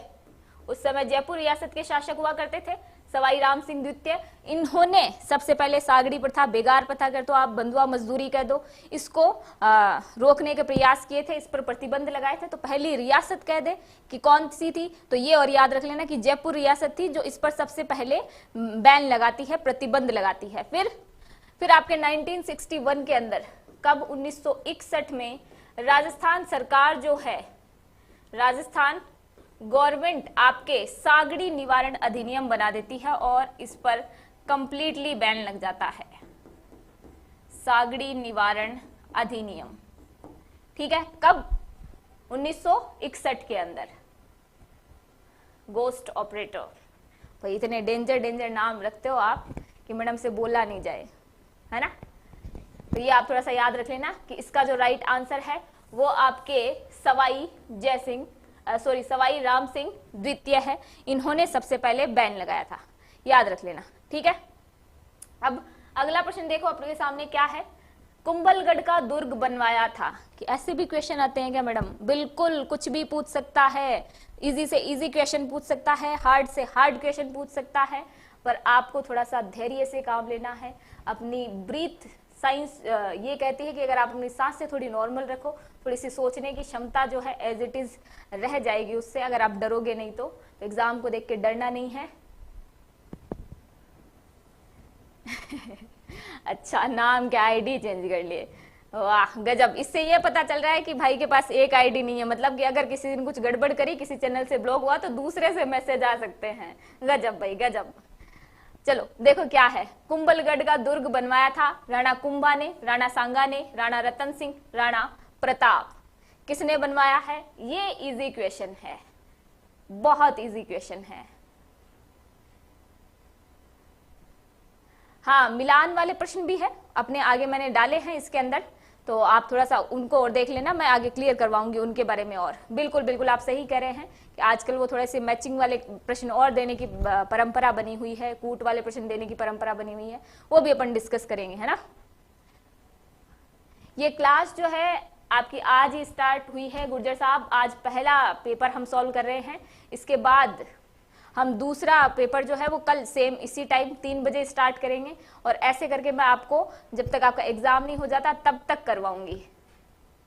हाँ हाँ बिल्कुल संजू चौधरी आपने सही कहा है, सागड़ी प्रथा जो है धनाढ्य लोगों द्वारा किसी भी व्यक्ति को स्थायी रूप से नौकर रखना। आप यूं कह दो कि आपने वो नाटक नहीं देखा क्या भाई, जो पहले आता था, क्या नाम था उसका, उड़ान, उड़ान करके कोई सीरियल आता था, उसमें एक फीमेल कैरेक्टर थी चकोर, तो उसके पिताजी ने कोई कर्जा वर्जा ले लिया और सामंत से जब कर्जा लिया चुकाने की थोड़ी तंगी थी तो चुकाया नहीं गया, तो फिर बाद में जागीरदार साहब ने, जमींदार साहब ने, या फिर यूं कहें ठाकुर साहब ने एक मोहर लगा दी थी उसके हाथ पर और उसको बंधुआ मजदूर बना लिया था। तो बहुत बड़ी एक धारावाहिक थी, इसलिए हम उसको देख नहीं सकते, वरना मैं आपको प्रीफर करती कि किस किस तरीके के फिर रूल्स रेगुलेशन गवर्नमेंट ने बनाया और उसके तहत उस लड़की ने अपने इस निशान से यानी कि इस बंधुआ मजदूरी से फिर बाद में आजादी पाई थी। अच्छा, गोस्ट ऑपरेटर डाउनलोड करके पढ़ते हैं, देखो बहुत बहुत धन्यवाद आपका कि आप आज लाइव आए हैं, आपने दर्शन दिए प्रभु यहाँ पर। अच्छा, आजम खा के समय की बात है, लेकिन मैंने आपको रिलेट किया है वहां पर चकोर वाला, आप देखो सबको याद आ जाएगा वो सीरियल, बिल्कुल बिल्कुल। चलो ये देखो आपके क्या है, राणा कुंभा, बिल्कुल सही, आप एकदम सही बता रहे हैं, ऑप्शन नंबर ए जो है वो इसका राइट आंसर है। राणा कुंभा ने कुंभलगढ़ दुर्ग बनवाया था। इसके अलावा भी आपको याद रखना है, एक बार आरपीएससी ने ही किसी एग्जाम के अंदर पूछ लिया था, शायद कोई आपके टीचर वाला एग्जाम था, मुझे एग्जैक्टली तो याद नहीं है, फर्स्ट ग्रेड सेकंड ग्रेड किसमें पूछा था, लेकिन ग्रेड में कोई क्वेश्चन पूछा था कि कुंभा ने मेवाड़ के 84 दुर्गों में से कितने दुर्गों का निर्माण करवाया है। तो याद रख लेना कि मेवाड़ के अंदर एक तो कितने दुर्ग है, 84 दुर्ग है, ठीक है। अब दूसरी बात, कुंभा ने कितने बनवाए हैं, तो कुंभा ने 32 दुर्गों का निर्माण करवाया है। अब आप 32 तो पूरे याद नहीं रख सकते, लेकिन आप थोड़ा सा याद रख लेना कि एक तो इसमें आपके कुंभलगढ़ है, कौन सा है, कुंभलगढ़, और एक आपके बसंतगढ़ और मचान, मेरों का दमन करने के लिए इसने ये मचान दुर्ग बनवाया था, एक भोमट, और दूसरा फिर किसी एग्जाम के अंदर क्वेश्चन पूछा गया था कि कुंभा ने किस दुर्ग का पुनर्निर्माण करवाया था, रिकंस्ट्रक्शन करवाया था। तो रिकंस्ट्रक्शन वाला दुर्ग कौन सा है, तो रिकंस्ट्रक्शन वाला दुर्ग हो जाएगा आपके अचलगढ़, तो इसका उसने पुनर्निर्माण करवाया था, रिकंस्ट्रक्शन करवाया था। ये वाली बात आप थोड़ी और याद रखना, ठीक है। तो ये आपको याद रखना है कि कुंभा ने कुंभलगढ़ दुर्ग बनवाया है अपनी वाइफ कुंभल देवी के लिए, तो कुंभल देवी के लिए कुंभलगढ़ बना है, नाम रिलेट हो जाएगा, मिल जाएगा तो भी आपको याद रह जाएगा। और आगे आपको याद रखना है कि ये कुंभलगढ़ के अंदर इसने अपने लिए जो स्थान बनवाया था वो था कटारगढ़, और यहां से बैठकर वो संपूर्ण मेवाड़ के ऊपर निगरानी रखता था, बहुत ऊंचाई पर था ये, इसलिए यहां से पूरा का पूरा मेवाड़ उसको अपना जो क्षेत्र था वो दिखता था कि क्या कर रहे हैं भाई सब लोग, ऊपर से ही देख ले, उसको नीचे उतर के नहीं आना पड़े। इसलिए इस कटारगढ़ को क्या कहा जाता है, मेवाड़ की आंख भी कहा जाता है, याद रख लेना, मेवाड़ की आंख। और फिर इसी के अंदर बादल महल, बादल महल की जूनी कचहरी, बादल महल की जूनी कचहरी, और आगे जाओ तो इस जूनी कचहरी का भी जनाना महल, और इस जनाना महल में आपके 9 मई 1540 को किसका जन्म होता है, महाराणा प्रताप का जन्म होता है। तो ये वाली बात आप और याद रख लेना, ठीक है, बिल्कुल बिल्कुल। कुंभलगढ़ की ऊपरी मंजिल कटारगढ़, बादल महल में प्रताप का जन्म, हाँ मृत्यु भी, ठीक है ठीक है ठीक है, मतलब आपको पता है, पैलेस ऑफ क्लाउड, बादल महल, बिल्कुल सही बात है। तो ये आप थोड़ा सा याद रख लेना कि 84 में से 32 दुर्गों का निर्माण और कौन कौन से हैं, ये थोड़ा सा इंपॉर्टेंट फैक्ट है कि पुनर्निर्माण किसका करवाया था, तो ये अचलगढ़ वाला थोड़ा सा याद रख लेना आप, ठीक है। कभी पूछ ले आपसे, एक बार पूछा हुआ है तो वापस आ जाए कभी। बाकी आगे देखो, आगे कौन सा प्रश्न है, निम्न में से जय नारायण व्यास का संबंध था, जयनारायण व्यास का संबंध किस क्षेत्र से है, सीधा सीधा पूछा गया है। जयनारायण व्यास जयपुर से, जोधपुर से, उदयपुर से, मालपुरा से। फटाफट से इस प्रश्न का उत्तर दो। अच्छा, सहदेव जी ने ये क्वेश्चन, अच्छा किला देख लिया क्या? हाँ, बढ़िया बात है भाई। देखो, ऐसी ऐतिहासिक जगहों को याद रखने का सिर्फ एक ही तरीका है कि आप उन जगह पर जाकर घूम लो, विजिट कर लो। बिल्कुल गुर्जर साहब, गोस्ट ऑपरेटर भाई, गोस्ट ऑपरेटर आप अपना कोई निकनेम वगैरह बताओ यहाँ पर, थोड़ा भूतों भूतों से मेरे को डर लगता है। Dinesh Suman, Sanju Chaudhary, Jodhpur option number B बिल्कुल सही बात है। जयनारायण व्यास का नाम आए, जोधपुर याद ना आए, ऐसी कैसी बात। तो प्रथम ऐसे सीएम हैं निर्वाचित और मनोनीत दोनों।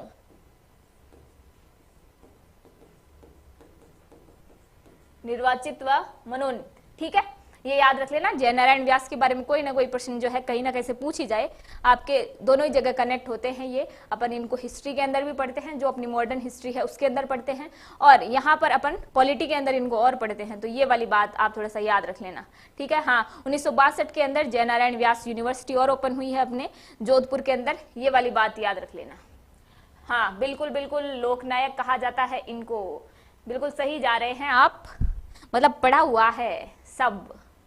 अब ये वाला प्रश्न आप देखो क्या पूछ रहा है। मुझे पता है ज्यादातर लोग जो है सिर्फ एक नाम से इस प्रश्न का सही उत्तर देंगे, बाकी लोग अगर ये नाम ना हो तो नहीं दे पाए। क्या क्या नाम दे रखे हैं? अमीरचंद, धन्ना, छोटू, निहाल चंद। जिस चित्रकला शैली के प्रमुख कलाकार हैं वह है, ऑप्शन देखो क्या क्या दे रखे हैं, किशनगढ़ शैली, जयपुर शैली, अलवर शैली, नाथद्वारा शैली। किस शैली के हैं? अरे क्या बात है, देखो कैसे धुआंधार आंसर आने लग गए हैं। गजब गजब भाई, मजा आ गया, मजा आ गया। ये तो मेरे को सबको पता है, आपको मुझे भी पता है कि सिर्फ एक ये निहाल चंद जो है, ये आते ही हम बाकी के ऑप्शन पता हो, रिकॉल करने पे याद आ जाए कि किशनगढ़ के हैं, तो भी नहीं करे, क्योंकि निहाल चंद आ गया तो फटाफट से ऑप्शन नंबर ए हम किशनगढ़ कर देंगे, ठीक है। तो ये किशनगढ़ शैली आप याद रख लेना। किशनगढ़ शैली के कलाकार कौन कौन है आपके? किशनगढ़ शैली के हो गए आपके अमीरचंद, धन्ना, छोटू, निहाल चंद। स्वर्णकाल पूछ ले आपसे, किशनगढ़ शैली का स्वर्णकाल, स्वर्णकाल किस शासक का काल है बताओ मुझे। और कौन सी पेंटिंग यहाँ की फेमस है? कौन सी पेंटिंग के बारे में यहाँ से क्वेश्चन पूछे जाते हैं? फटाफट से बताओ। सावंत सिंह, अच्छा अच्छा, युवराज, यूवी, तो मतलब हम आइडिया लगा सकते हैं कि आप युवराज हैं। किसके? भूतों के? चलो, सावंत सिंह जो है वो इस शैली के, इनका शासन का जो काल है या रूलिंग पीरियड है वो गोल्डन एरा है। किशनगढ़ शैली का याद रख लेना आप, गोल्डन पीरियड अगर आपसे पूछ ले तो स्वर्णकाल सावंत सिंह का काल है। और नागरीदास की, सावंत सिंह, नागरीदास एक ही बात है। निहाल चंद ने यहाँ पर जो पेंटिंग बनाई थी जो आपके विश्व प्रसिद्ध है वो कौन सी है? वो आप याद रख लेना, बनी ठनी। अब मुझे एक क्वेश्चन का आंसर और दो। बनी ठनी को भारत की मोनालिसा, भारत की मोनालिसा किसने कहा है? ये वाला आंसर और दो आप। मैं इतना और बता दूं कि दो लोगों के नाम आपको बताने हैं, तो ये कौन है बताओ मुझे, भारत की मोनालिसा कहने वाले। फटाफट से आंसर करो इसका कि भारत की मोनालिसा। बनी ठनी मेवाड़ की गुर्जर, क्या बताना चाह रहे हैं आप? मुझे समझ नहीं आया।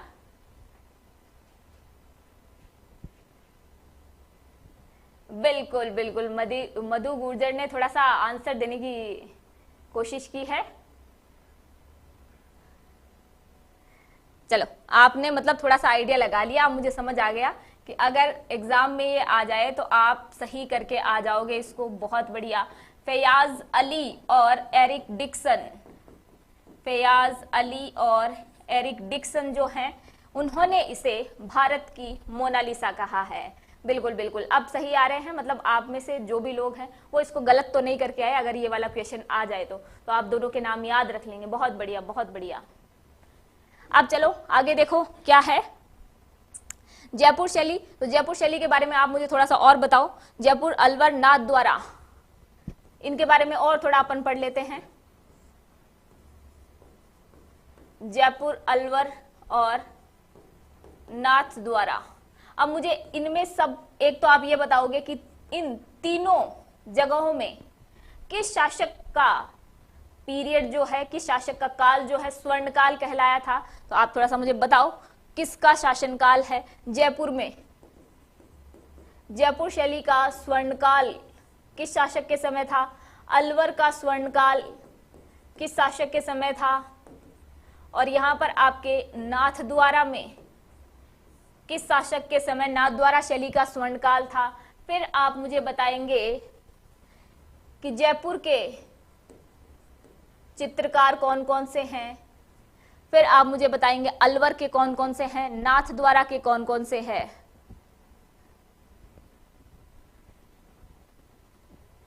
जयपुर प्रताप सिंह, बिल्कुल बिल्कुल सही बताया है। जयपुर में प्रताप सिंह, सवाई प्रताप सिंह का जो शासनकाल है वो आपके गोल्डन पीरियड था। और अगर हम बात करें अलवर की, अलवर के अंदर आप याद रख लेना, अलवर में किसी ने नहीं दिया है, क्या बात है, चलो किसी ने नहीं दिया तो मैं बता दूं, अलवर में आपके विनय सिंह का शासनकाल जो है वो गोल्डन पीरियड था। और नाथ द्वारा के अंदर राज सिंह का, मेवाड़ के शासक राज सिंह का जो पीरियड था वो गोल्डन पीरियड था। तो ये वाली बात आपको याद रखनी है। अच्छा, अब आगे आप देखो अलवर विनय सिंह, बिल्कुल बिल्कुल। अब देखो आगे, कमेंट थोड़े से कम करें। अब देखो जयपुर के अंदर अगर आपसे पूछ ले कि चित्रकार कौन कौन है तो किस किस का नाम बताओगे आप, मुझे फटाफट से बताओ। जयपुर के चित्रकारों के नाम बताओ। तब तक आपको याद रखना है, दो महिलाओं के नाम पूछे जाते हैं जो नाथ द्वारा शैली से संबंधित है, कमला व इलायची। कमला और इलायची, इनके नाम आप याद रखना। और फिर अगर नाथ द्वारा शैली के चित्रकार आपसे और पूछ ले तो एक तो याद रखना आप चतुर्भुज व उदयराम, ये आपको नाथ द्वारा शैली से संबंधित याद रखना है। इसका गोल्डन पीरियड मैंने बता दिया, राज सिंह के शासनकाल में था। और जयपुर में एक आपके फेमस चित्रकार हुआ है साहिबदीन। ये जो साहिबदीन है इसने जयपुर शासक ईश्वरी सिंह, वही जो ईसर आर्ट बनवाता है आपके, फिर बाद में मराठों का कर्ज नहीं चुका पाता है तो डर के मारे, मराठों के डर के मारे उसी ईसर आर्ट से कूदकर आपकी क्या कर लेता है, आत्महत्या कर लेता है। तो इस ईश्वरी सिंह का आदमकद चित्र बनाया था, आदमकद चित्र बनाया था। तो ये वाली बात आप थोड़ी और याद रख लेना। जयपुर का ये साहिबदीन आपके याद रहना चाहिए, ठीक है। और भी है कमला इलायची, बिल्कुल बिल्कुल सही बताया है, साहिब राम ईश्वर, कमला इलायची, आदमकद पोर्ट्रेट, ईश्वरी सिंह, बिल्कुल सही बता रहे हैं आप। हाँ हाँ बिल्कुल बिल्कुल, अलवर विनय सिंह, विनय सिंह, विनय सिंह, राज सिंह, साहिबदीन, सही बात है, सही बात है। चलो आगे देखते हैं, ये आपके क्लियर हो गया। अब देखो ऐसा लोक वाद्य जिसका निर्माण आधे कटे नारियल, क्या दे रखा है, जिसका निर्माण आधे कटे नारियल की कटोरी से होता है। ऑप्शन देखना ध्यान से, क्या क्या है, पखावज, सितार, रावण हत्था, मांदल, फटाफट से बताओ। हाँ, अलवर शिकारी शैली, बिल्कुल बिल्कुल सही बात है। महिलाओं को शिकार करते हुए दिखाया है, कौन सी शैली के अंदर, फटाफट से बताओ मुझे, जहां महिलाएं शिकार कर रही है। रावण हाथ, अच्छा मतलब आप रावण हत्था लिखना चाह रहे हैं, बिल्कुल बिल्कुल। चलिए इसके कौन कौन से ऑप्शन हैं, पखावज है आपके पहला ऑप्शन, दूसरा सितार, रावण हत्था, मांदल। और क्या पूछ रहा है कि आधा कटा नारियल, उसके खोल से, जो नारियल की कटोरी होती है हम उसको आधा काटते तो दिखता है ना प्याला जैसा, उससे किसी लोक वाद्य का निर्माण हो रहा है। और वो कौन सा है आपके, रावण हत्था। तो रावण हत्था का निर्माण हो रहा है, बिल्कुल सही बात है। रावण हत्था 9 तार नारियल की कटोरी से,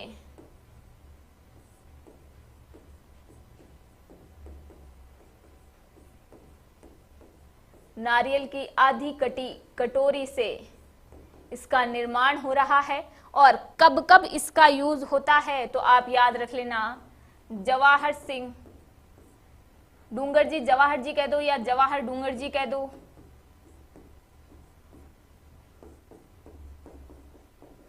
बाबूजी, रामदेव जी। अब ये मैंने क्या लिखा है, रावण हत्था से इनका क्या लिंक है, तो आपको बिल्कुल बिल्कुल सही आ गए, पकड़ गए भाई। बाबूजी की फड़ के समय और रामदेव जी के जो भक्त हैं वो भी रावण हत्थे का यूज करते हैं। डूंगर जी, जवाहर जी जो है इनके समय भी आपके किसका यूज होता है, रावण हत्थे का यूज होता है। ये वाली बात बिल्कुल सही आप जान गए। अब मुझे बताओ कि पखावज वादक, सबसे इंपॉर्टेंट सवाल मैं आपसे पूछ रही हूँ, पखावज वादक कौन है भाई? हमारे जो महत्वपूर्ण पखावज वादक हैं उनके बारे में आप थोड़ा सा बताओ मुझे। तो अगर किसी को नहीं पता है तो आप याद रख लेना पुरुषोत्तम जी। पै और पै से इसको रिलेट कर लेना, पै से पुरुषोत्तम जी, पै से पखावज। ठीक है, तो पखावज वादक पुरुषोत्तम जी के बारे में आप थोड़ा सा याद रखना। बाकी आधे कटे नारियल से कौन सा, रावण हत्था। तो अपना ऑप्शन नंबर सी जो है वो इस प्रश्न का सही उत्तर होगा। आगे बढ़े हम, आगे देखो कौन सा क्वेश्चन है। आगे क्वेश्चन है, राजस्थान में सबसे पहले किस छावनी में विद्रोह हुआ? राजस्थान में सबसे पहले किस छावनी में विद्रोह हुआ? नसीराबाद, नीमच, देवली, एरनपुरा। मतलब राजस्थान में कितनी छावनियां थी? 6 छावनियां थी और 6 छावनियों में पूछा हुआ है कि सबसे पहले किसके अंदर विद्रोह हुआ है। तो दिख रहा है यहां पर नसीराबाद, नीमच, हाँ सबसे लोकप्रिय फड़ बाबूजी की है, बिल्कुल बिल्कुल। और गुर्जर साहब ने आंसर दे दिया है, सहदेव जी ने आंसर दे दिया है, नसीराबाद। तो सबसे पहले जो छावनी 28 मई को जहां पर क्रांति की शुरुआत होती है, बिल्कुल बिल्कुल, भारत में 10 मई। और तारीख क्या रखी गई थी वो भी आप मुझे बताओ कि क्रांति की तारीख जो है वो आपके क्या रखी गई थी। ये भी आपसे क्वेश्चन पूछ लिया जाएगा। क्रांति का प्रतीक क्या है, बताओ मुझे क्रांति का प्रतीक। तो आपके इस क्वेश्चन का तो आंसर क्या हो जाएगा, नसीराबाद छावनी। उस समय 6 छावनियां थी, 6 छावनियों में नसीराबाद के अंदर 28 मई को आपके क्रांति की शुरुआत कर देते हैं। 15वीं नेटिव इन्फेंट्री यहां पर थी और उसने सबसे पहले यहां पर क्रांति कर दी। ऐड आ गया, अब देखो ऐड तो आ सकते हैं, मैं नहीं हटा सकती उनको।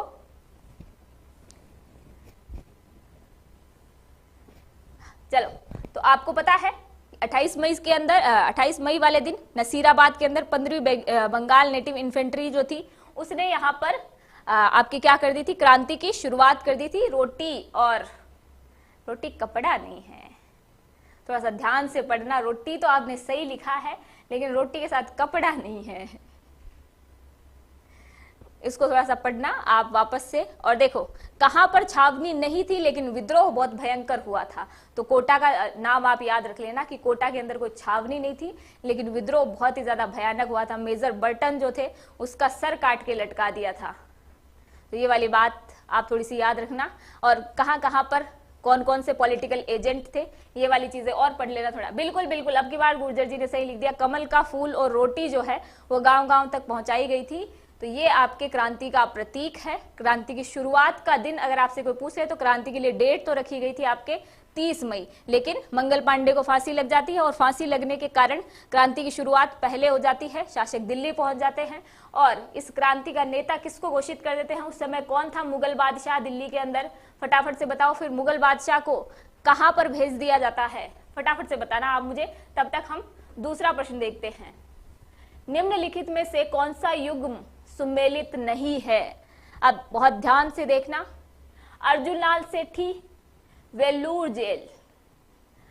क्या बताया जा रहा है कि एक तरफ तो आपको क्रांतिकारियों के नाम दे दिए और दूसरी तरफ बता दिया कि उनको इस जेल के अंदर कैद रखा था कि नहीं रखा था। बहादुर शाह, बिल्कुल अंतिम मुगल बादशाह। अच्छा, कपड़ा लिखा गया, कोई दिक्कत नहीं है। अर्जुनलाल सेठी वेल्लूर जेल के अंदर, केसरी सिंह बारट हजारीबाग जेल के अंदर, विजय सिंह पथिक टोडगढ़ जेल के अंदर, जोरावर सिंह बरेली जेल के अंदर। तो कौन सा सही है? हाँ बिल्कुल, बहादुर शाह को हुमायूं के मकबरे से गिरफ्तार किया, गिरफ्तार करके उसी के सामने उसके बेटों की हत्या कर दी।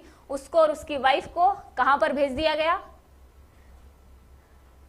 हाँ, बहादुर शाह जफर सेकंड अंतिम शासक था, अंतिम मुगल बादशाह कह सकते हैं हम इसको। रंगून भेज दिया था, बिल्कुल सही, मधु गुर्जर ने सही आंसर दिया है, रंगून भेज दिया था। फिर उसने लिखा और कि मुझे तो मरने के बाद भारत की जमीन, यहाँ का कफन और प्राप्त नहीं हुआ, कि बिना मतलब मुझे क्रांति का नेता बना दिया और बच्चों को और मार दिया मेरे सामने। सहदेव जी ने आंसर दिया है option number D, Zorawar Singh. तो बिल्कुल बिल्कुल सही बात है। देखो, आपको याद रखना है कि अर्जुन लाल सेठी क्रांतिकारी थे। अब क्रांतिकारियों के बारे में और उग्रवादियों के बारे में, जो एक्सट्रीमिस्ट थे, उनके बारे में थोड़ा सा याद रखना कि क्रांतिकारी जो होते हैं वो आपके हथियारों से लड़ाई करते हैं, किसी को भी मारना पीटना इनका ये काम है क्रांतिकारियों का। उग्रवादी जो थे, कई बार हम बोल देते हैं वो तो उग्र है, यानी कि उसके विचार जो हैं वो उग्र हैं, वो उग्र नहीं है बेचारा, विचारधारा अलग अलग है। तो ये वाली बात आप थोड़ी याद रखना। अब अर्जुन लाल सेठी को वेल्लूर जेल तमिलनाडु के अंदर भेजा गया था। क्यों भेजा गया था? तो इनके ऊपर कौन सा मुकदमा था? निमाज हत्याकांड का, ठीक है। और केसरी सिंह बारट, ये महंत साधु प्यारे लाल, उसको उड़ा देते हैं धन के लालच में, इस वजह से इनको हजारीबाग जेल के अंदर भेजा जाता है। विजय सिंह पथिक पर क्या मुद्दा चलेगा? तो विजय सिंह पथिक पर यह मुद्दा चला था कि राजस्थान में सशस्त्र क्रांति का आरंभ किसी ने किया था, सशस्त्र क्रांति की शुरुआत किसी ने की थी, तो वो कौन है? आपके विजय सिंह पथिक है। तो इनको टोडगढ़ किला पूछ ले या फिर टोडगढ़ जेल कह दो आप, यहां पर बंद किया गया था। तो ये वाली बात आपको याद रखनी है। कई बार आपको टोडगढ़ जेल की जगह किला दे दे तो आप याद रख लेना कि टोडगढ़ किले के अंदर इनको बंद किया गया था। जोरावर सिंह, ये भी आपके निमाज हत्याकांड के अंदर ही पकड़े गए थे, लेकिन ये फरार हो जाते और आजीवन कभी किसी जेल के अंदर बंद नहीं रहे थे, नाम बदल के रहने लग गए थे और लास्ट में कोटा के पास निमोनिया से इनकी मृत्यु हो जाती है, याद रख लेना आप। यानी कि जोरावर सिंह कहीं भी आए, जोरावर सिंह कभी किसी जेल के अंदर बंद हुए ही नहीं है, ये अपने आजाद घूमे थे, ठीक है। और केसरी सिंह बारट, इनके बारे में तो याद ही है, प्रताप सिंह बारट इनके पुत्र हैं, जिनके बारे में कथा है कि आज मेरी माँ अगर रोती है तो रोने दो, लेकिन देश की और माताओं के लिए मैं ऐसे आपको नाम नहीं बता सकता उन लोगों के। तो आपको याद रखना है कि एकमात्र ऐसा व्यक्ति था जिसने अपने बेटे के साथ साथ अपने जमाई को भी क्रांति के अंदर ऐड कर लिया था। क्रांति के अंदर बेटे, जमाई, भाई सब ऐड थे। तो आपको याद रखना है कि जोरावर सिंह तो कभी किसी जेल में गए ही नहीं, तो कभी कोई जेल और ऐसा आ जाए आपके नाम कि इस जेल के अंदर ये बंद थे जोरावर सिंह, तो जोरावर सिंह को देखते ही काट देना कि भाई ये तो हो ही नहीं सकता, क्योंकि ये तो कभी किसी जेल में बंद हुए ही नहीं है। विजय सिंह पथिक से पहले साधु सीताराम। अब तो आप ये बिजोलिया किसान आंदोलन की बात करने लग गए कि नेतृत्व कौन कर रहे थे। सशस्त्र क्रांति की शुरुआत अगर किसी ने की है तो वो आपको याद रखना है कि विजय सिंह पथिक हैं। हाँ बिल्कुल, अर्जुन लाल सेठी जो है उन्होंने यही कहा था जब उनको ठिकाने से नौकरी प्राप्त हुई थी, तो उन्होंने कहा कि अगर अर्जुन लाल नौकरी करेगा तो अंग्रेजों को भारत से कौन निकालेगा, ठीक है। अच्छा, भगत सिंह के फैन हैं, क्या बात है। चलो, तो भगत सिंह और आपके सुभाष चंद्र बोस जो हैं वो किसी के फैन थे। उनकी किताबें उन्होंने किसी और फेक नाम से यहां पर बंटवाई थी। कौन थे वो, बताना जरा गुर्जर साहब आप। फिर अब देखो, अगला कूट वाला क्वेश्चन है। ऐसे प्रश्न आपको थोड़े ध्यान से पढ़ने होते हैं, थोड़ा दिमाग ठहर के लगाना, और एक ही बार में आपका प्रश्न का उत्तर जो है वो आ भी सकता है। इजी प्रश्न भी है तो कई बार बहुत डिफिकल्ट प्रश्न भी है। क्या लिखा हुआ है, सुमेलित कीजिए। सूची 1 को सूची 2 से सुमेलित करना है। क्या दे रखा है सूची 1 में? सूची 1 में आंदोलन दे रखे हैं, घटनाएं दे रखी है, और इधर उनके प्रारंभ होने का वर्ष दे रखा है कि ये किस वर्ष प्रारंभ हुए थे। अब देखो क्या दे रखा है, बिजोलिया, सीकर, डाबड़ा और चंडावल, यानी कि ये किसान आंदोलन दे रखे हैं आपको।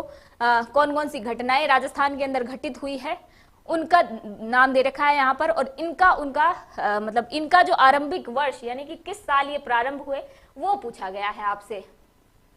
बिजोलिया सबसे लंबा चलने वाला अहिंसक आंदोलन था, तो सबसे पुरानी डेट जो है वो किसकी आ जाएगी आपके यहाँ पर, देखो बिजोलिया की, तो बिजोलिया आपके 1897 के अंदर स्टार्ट हुआ, 3 चरणों में पूरा हुआ। 1916 के अंदर विजय सिंह पथिक ने इसकी जिम्मेदारी ली थी। इससे पहले साधु सीताराम दास थे, फिर बाद में विजय सिंह पथिक भी बेगू किसान आंदोलन के कारण वो गिरफ्तार हो गए थे, तो उन्होंने इसका नेतृत्व छोड़ दिया था। फिर बाद में आपके लास्ट में ये कैसे खत्म होता है, ये किसान आंदोलन के आपको पता ही है। फिर सीकर वाला आप याद रख लेना, सीकर में सामंतों के विरुद्ध 1922 के अंदर, डाबड़ा के अंदर 1947 में चंडावल हत्याकांड जो है ये आपके मारवाड़ लोक परिषद वाले सम्मेलन कर रहे थे, तब हुआ था 1945 के अंदर। तो आपका 4 3 2 1 ऑप्शन नंबर बी जो है ये राइट आंसर हो जाएगा। अरे कोई बात नहीं, अगर गुर्जर साहब याद नहीं है तो थोड़े दिन जम के पढ़ लो अपने इंडिया का सिलेबस, राजस्थान का सिलेबस। आप अगर 6 महीने का टाइम दो तो पूरा पढ़ा जा सकता है, क्योंकि पढ़ना सब कुछ नहीं होता, एग्जाम के हिसाब से कॉम्प्रिहेंसिव स्टडी करनी होती है अपने को। तो एग्जामिनर क्या क्या पूछ सकता है वो पढ़ना है, बाकी और ऐसे ग्रंथ पढ़ो तो पढ़ते ही जाओ, कुछ नहीं पूछे। इन्होंने अपनी एज और बता दी भाई, 26 साल का हो गया, मतलब कुंवारापन दर्शाने की कोशिश कर रहे हैं यहाँ पे। अब देखो अगला प्रश्न अपना क्या है, नदी दे रखी है एक तरफ उनका उद्गम स्थल दे रखा है और बताया है कौन सी नदी का उद्गम स्थल क्या नहीं है। फटाफट से पकड़ लोगे आप, देखना। माही, मेअंद झील, मध्य प्रदेश। ये तो अब मैं आपके ऑप्शन से डिलीट कर रही हूं, क्योंकि इसके बारे में तो मैंने आपको प्रीवियस क्वेश्चन के अंदर बता दिया कि एमपी से स्टार्ट होती है। माही बजाज सागर परियोजना के समय मैंने इसको डिस्कस किया था।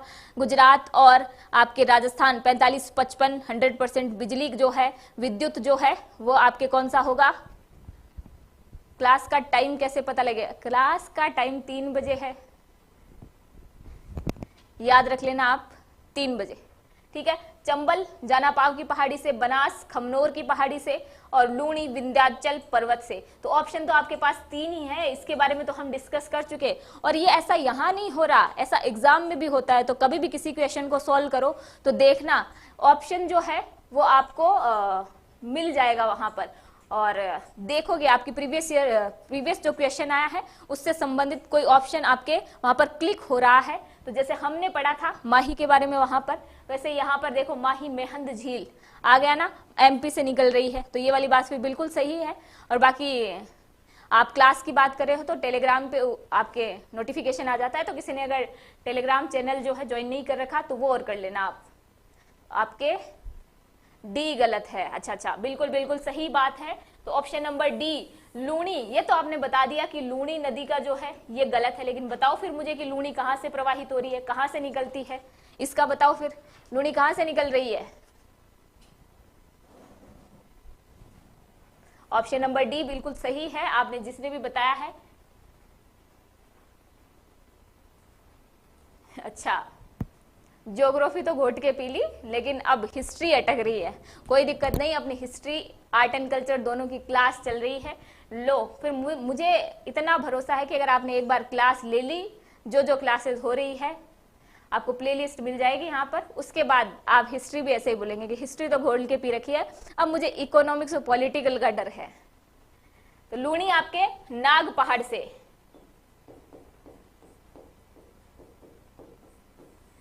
लूणी आपके नाग पहाड़ से निकलती है, याद रख लेना। ऑप्शन नंबर 4 सही है। अब आगे देखो क्या है, अपवाह क्षेत्र की दृष्टि से राजस्थान की नदी प्रणालियों का सही अवरोही क्रम है, यानी कि आपको कौन सा क्या बताना है। एक बार फिर से क्वेश्चन को देख लेना कि राजस्थान की नदियों के संबंध में पूछा गया है कि अपवाह क्षेत्र किसका छोटा बड़ा है। आरोही अवरोही 2 क्रम होते हैं, यहाँ पर आपसे क्या कौन सा पूछा गया है, अवरोही क्रम पूछा गया है, बड़े से छोटा पूछा गया है। अवरोही क्रम याद रख लेना, कौन कौन से ऑप्शन दे रखे हैं, बनास, लूणी, चंबल, माही। चंबल, लूणी, बनास, माही, बनास, चंबल, माही, लूणी, और चंबल, लूणी, माही, बनास। फटाफट से बताओ कि कौन सा सही उत्तर होगा।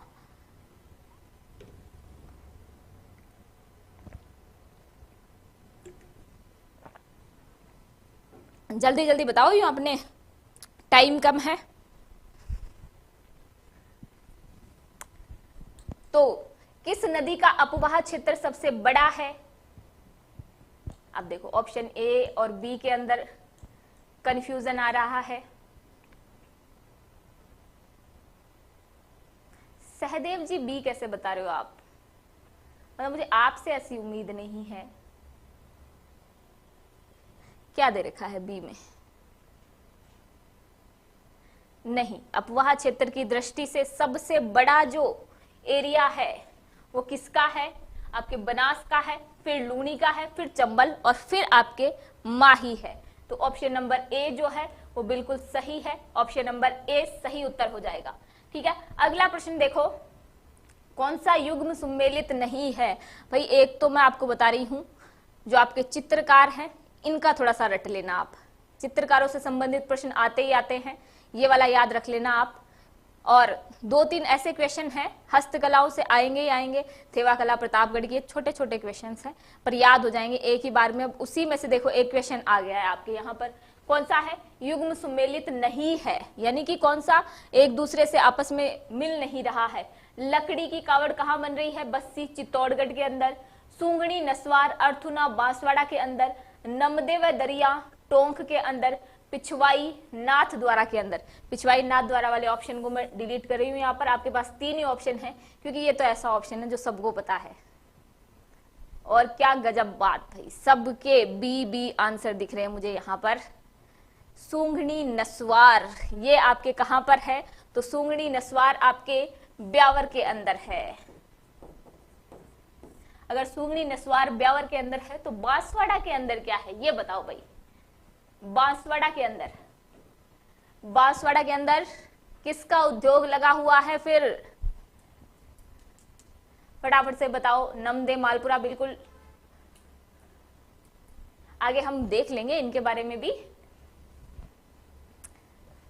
बांसवाड़ा के अंदर आपको याद रख लेना है आम पापड़ का उद्योग है, सबने खाए होंगे। आम पापड़ का उद्योग कहां पर है? ये आपके बांसवाड़ा के अंदर है। और सूंगड़ी नस्वार ये आप याद रख लेना कहां पर है? तो ये ब्यावर के अंदर। अब अगला प्रश्न क्या पूछ रहा है देखो, निम्न में से असंगत है, फिर से असंगत पूछा है, यानी कि जिसका मिलान सही नहीं है। देखो क्या क्या पूछा है।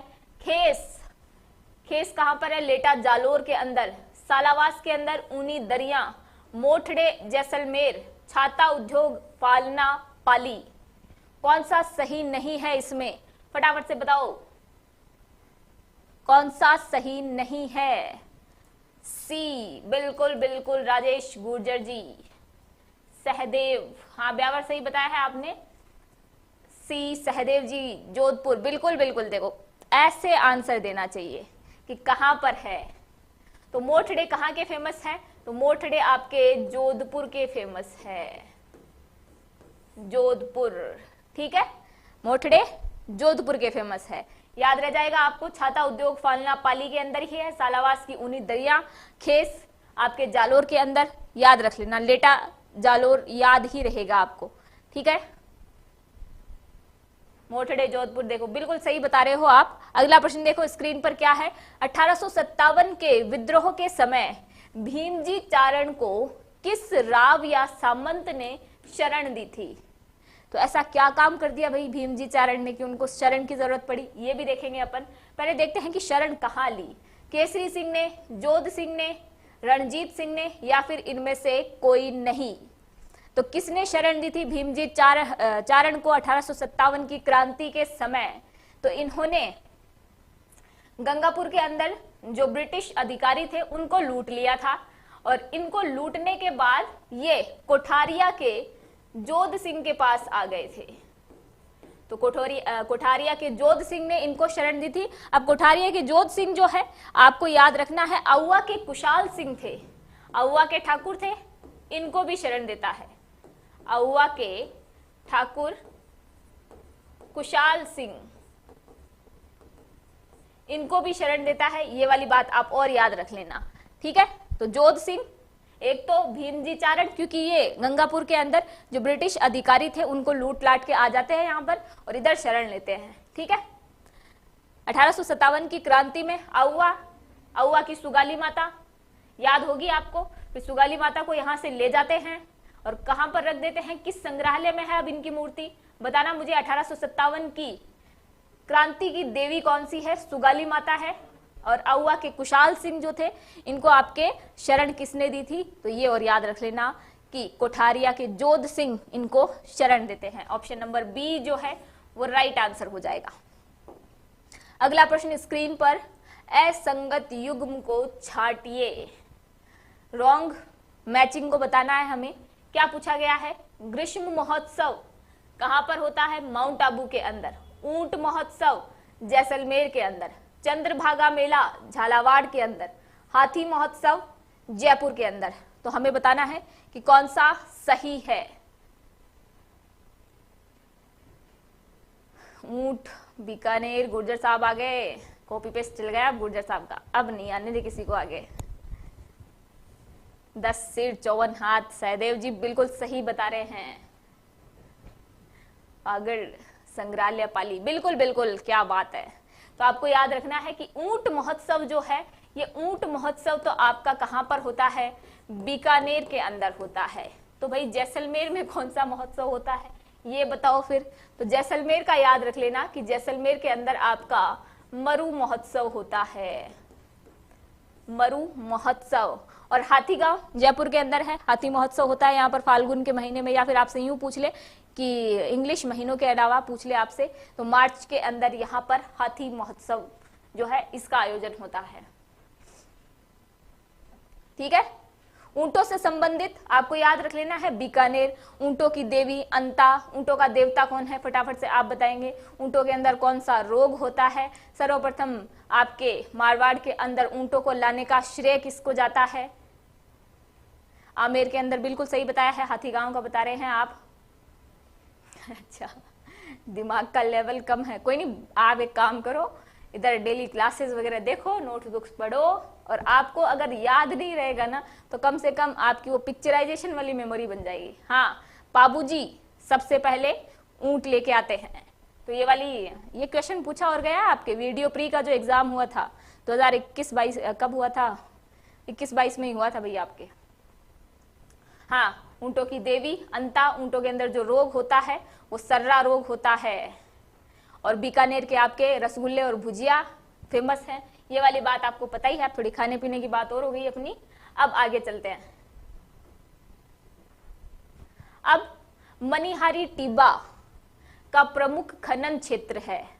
मनिहारी टिब्बा जो है ये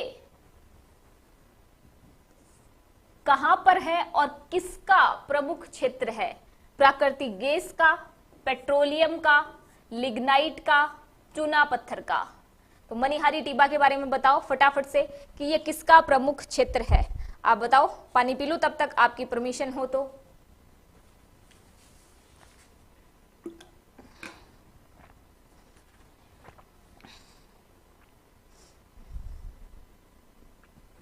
मनिहारी टिब्बा, लिग्नाइट,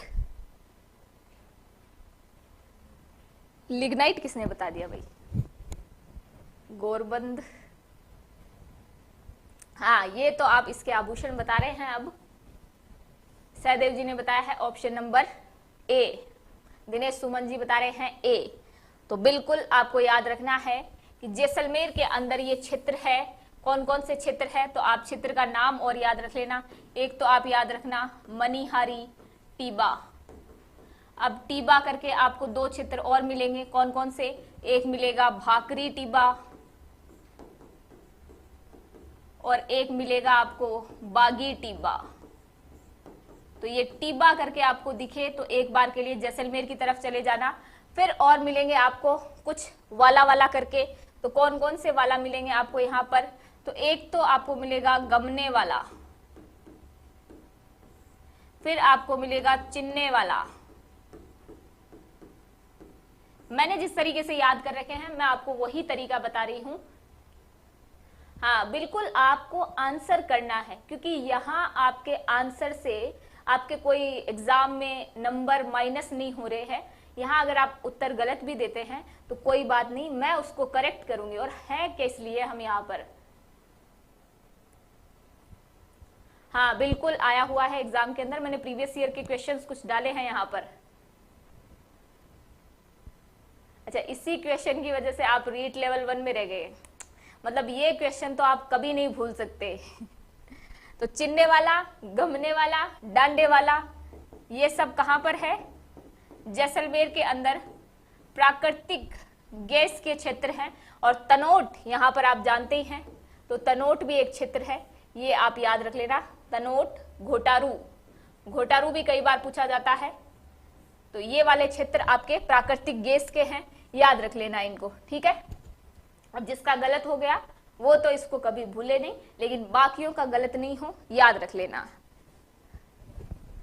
अच्छा, सहदेव जी ने सही किया था, क्या बात है, चलो बहुत अच्छी बात है। अगर आप ऐसे क्वेश्चन सही कर रहे हैं, आपके माइंड में इनकी फ्रेम बैठी हुई है, तो मतलब आपको बहुत अच्छे तरीके से जो बेसिक लेवल है उससे ऊपर की नॉलेज है। चलो अगला प्रश्न देखते हैं। अगला प्रश्न आपकी स्क्रीन पर देखो क्या है। वन विभाग की प्रशासनिक रिपोर्ट 2022-23 के अनुसार वन क्षेत्र में सर्वोच्च 2 जिले किसमें पूछे हैं? वन क्षेत्र के अंदर सर्वोच्च 2 जिले कौन कौन से हैं? तो आप पहले ऑप्शन देखो क्या है। बारां, सिरोही, उदयपुर, अलवर, बारां, अलवर, उदयपुर, बारां। तो वन क्षेत्र के अंदर कौन कौन से हैं? ऑप्शन नंबर बी के लिए, क्या बात है। चलो बहुत ज्यादा टाइम वेस्ट नहीं करेंगे अपन, और आप याद रख लेना कि इसका जो सही आंसर है वो क्या है? उदयपुर, अलवर है। तो वन क्षेत्र बोल दे भले ही आपसे, या फिर आपसे बोल दे वनावरण, दोनों ही के बारे में याद रख लेना कि सबसे ज्यादा तो उदयपुर के अंदर है। लेकिन आगे अगर आपको और पूछ ले तो फिर बाद में सीक्वेंस चेंज हो जाएगा, फिर बाद में सीक्वेंस चेंज होगा। कैसे चेंज होगा? तो वन का अगर आपसे पूछे, तो वन वालों की अगर हम बात करें तो इसके अंदर कौन कौन आएंगे? तो इसके अंदर पहले नंबर पे तो उदयपुर, फिर आएगा आपके बारां, फिर आएगा आपके करौली, फिर आएगा आपके चित्तौड़, और फिर आएगा अलवर। ठीक है, तो ये तो सर्वाधिक वन वाले जिले हो गए। अब सर्वाधिक वन आवरण वाले पूछ ले, ध्यान रखना, वन और वन आवरण। तो वन आवरण वाला पूछे तो वन आवरण वाले में याद रख लेना आप, सबसे ज्यादा तो यहां पर भी उदयपुर में है, उदयपुर के बाद प्रतापगढ़ में है, प्रतापगढ़ के बाद सिरोही में है, और फिर आपके अलवर के अंदर है। किसके अंदर? अलवर के अंदर। और इसी तरीके से अगर आपसे पूछ ले कि न्यूनतम वन कहां पर है, तो न्यूनतम वन का अगर आपसे पूछे तो न्यूनतम वन आप याद रख लेना कहां पर है? चूरू और हनुमानगढ़ में। ठीक है, तो ये आप थोड़ा सा याद रख लें, चूरू और हनुमानगढ़ में। और वन आवरण का पूछ ले कि वन आवरण सबसे कम कहां पर है, तो इसके अंदर याद रख लेना कि सबसे कम जोधपुर और फिर उसके बाद चूरू। ठीक है, और आपकी जो नवीनतम वन नीति है वो 5 जून 2023 को इसकी घोषणा की गई थी, ये और याद रख लेना। ठीक है, तो ये वन वाले क्वेश्चन वन नीति से, वन रिपोर्ट से, इनसे क्वेश्चन आते हैं। बिल्कुल आपने सही लिखा है, गुर्जर साहब जो है बिल्कुल सही लिख रहे हैं। हाँ, चूरू, जोधपुर, हनुमानगढ़, थोड़ा सीक्वेंस का और ध्यान रखना आप। हाँ मधु गुर्जर जी, बिल्कुल बिल्कुल। चलिए, तो ये वाली बात आप थोड़ी सी याद रख लेना। वन और वन आवरण क्या पूछा है, तो स्टार्टिंग में तो उदयपुर सेम ही है दोनों जगह, और बाद में आपके थोड़े चेंज हो जाते हैं। तो उदयपुर अलवर दोनों के अंदर ही है। ठीक है, आगे देखो प्रश्न क्या पूछ रहा है। 2011 की जनगणना के अनुसार राजस्थान के कौन से जिलों में 100 से कम जनसंख्या घनत्व है, यानी कि 100 से कम कहां कहां रह रहे हैं? तो पर किलोमीटर 100 से कम जनसंख्या कहां पर निवास करती है? उत्तर देखो क्या है, बताना मुझे। जैसलमेर, चूरू, बीकानेर, बीकानेर, बाड़मेर, पाली, बाड़मेर, बारां, हनुमानगढ़, जैसलमेर, बीकानेर और बाड़मेर। तो फटाफट से बताओ कि सबसे कम जनसंख्या घनत्व कहां पर है। तो आपका कौन सा सही हो जाएगा?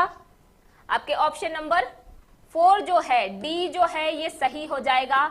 और डी के अंदर क्या है? जैसलमेर, बीकानेर, बाड़मेर। तो जैसलमेर के अंदर पर किलोमीटर कितने लोग रह रहे हैं? यहाँ पर 17 रह रहे हैं। बीकानेर के अंदर पूछे 78 रह रहे हैं। बाड़मेर में पूछे 92 रह रहे हैं। इसके बाद चूरू का अगर आपसे पूछ ले तो चूरू के अंदर और याद रख लेना 147 रह रहे हैं। अगर आपसे सर्वाधिक पूछ ले, सर्वाधिक कहां पर है, तो सर्वाधिक में आप याद रख लेना जयपुर। जयपुर के बाद आएगा आपका भरतपुर। भरतपुर के बाद आएगा दौसा। भरतपुर के बाद दौसा, ठीक है। फिर आपके अलवर। और आपके जयपुर के अंदर कितने लोग रहते हैं? तो आप याद रख लेना 595। तो सर्वाधिक जनसंख्या घनत्व वाला जिला आपके कौन सा हो जाएगा?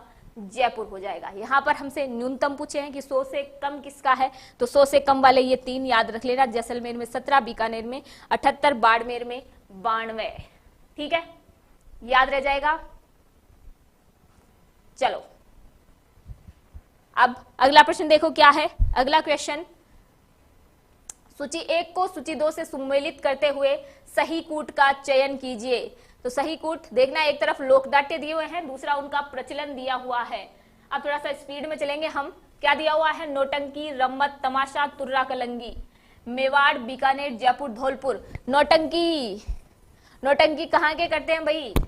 नौटंकी करते हैं धौलपुर, भरतपुर, डीग, गंगापुर सिटी, सवाई माधोपुर। तो मुख्यतः क्षेत्र कौन सा हो जाएगा? धौलपुर, भरतपुर। और डीग के भूरे सिंह जो हैं वो तो फेमस भी है इसके लिए, भूरेलाल जी, तो याद रख लेना आप। फिर रम्मत, रम्मत जैसलमेर और बीकानेर के अंदर कौन से, किसको श्रेय जाता है रम्मत स्टार्ट करने का? तो तेज कवि, स्वतंत्र बावनी, रम्मत, इनकी याद रखना। बहुत बार प्रश्न पूछा गया है इसके बारे में, ये आपको याद रहेगा। तमाशा, तमाशा तो जयपुर वाले करते हैं भाई, तो तमाशा आपको याद रखना है। तुर्रा कलंगी, तुर्रा कलंगी अपने मेवाड़ के अंदर होता है। और तुकनगीर और शाह अली, ये 2 आपको नाम और याद रखने हैं। तुकनगीर और शाह अली इन्होंने स्टार्ट किया था। और शिव पार्वती का प्रतीक है तुर्रा और कलंगी। ठीक है, याद रख लेंगे आप। चलो अगला प्रश्न देखो अपनी स्क्रीन पर क्या है।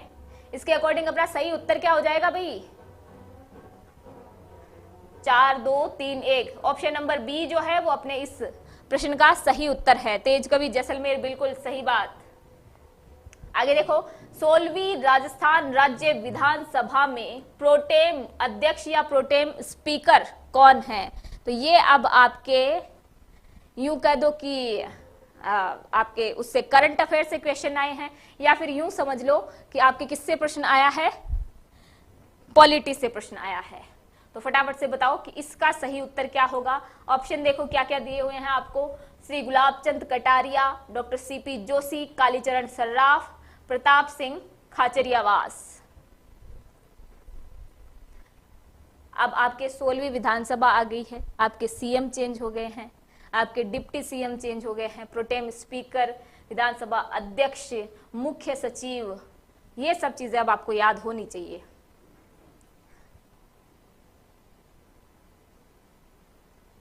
बिल्कुल बिल्कुल, देखो आंसर आने लग गए हैं। Option number C, Kalicharan Sarraf, बिल्कुल। तो आप याद रख लेना कि जो 16वीं राजस्थान विधानसभा है इसमें तो आपके कालीचरण सर्राफ है, और जो 15वीं विधानसभा थी उसके आपके कौन से हैं?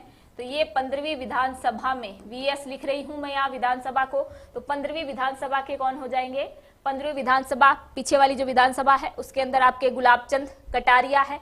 इनके बारे में आप थोड़ा सा याद रख लेना। फिर आपसे पूछ लिया जाए कि सर्वाधिक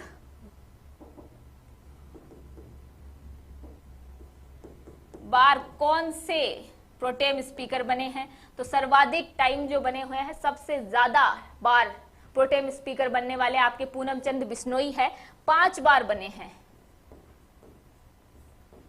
पूनम चंद बिश्नोई, ऐसे प्रश्न पूछ लिए जाते हैं कि सर्वाधिक टाइम कौन बना है, तो पूनम चंद बिश्नोई बने हैं। और सबसे पहले अगर आपसे पूछ लिए जाए तो सबसे पहले 31 मार्च 1952 को महाराव संग्राम सिंह बने थे पहले प्रोटेम स्पीकर।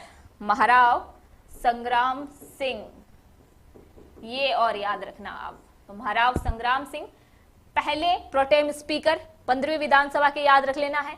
16वीं विधानसभा के कालीचरण सर्राफ हैं और सर्वाधिक बार पूनम चंद बिश्नोई बने हैं 5 बार। ठीक है, याद रख लेंगे आप। अब अगला प्रश्न देखो क्या पूछ रहा है। अगला प्रश्न हमसे पूछ रहा है कि 16वीं राजस्थान विधानसभा के अध्यक्ष कौन हैं। 16वीं राजस्थान विधानसभा के अध्यक्ष,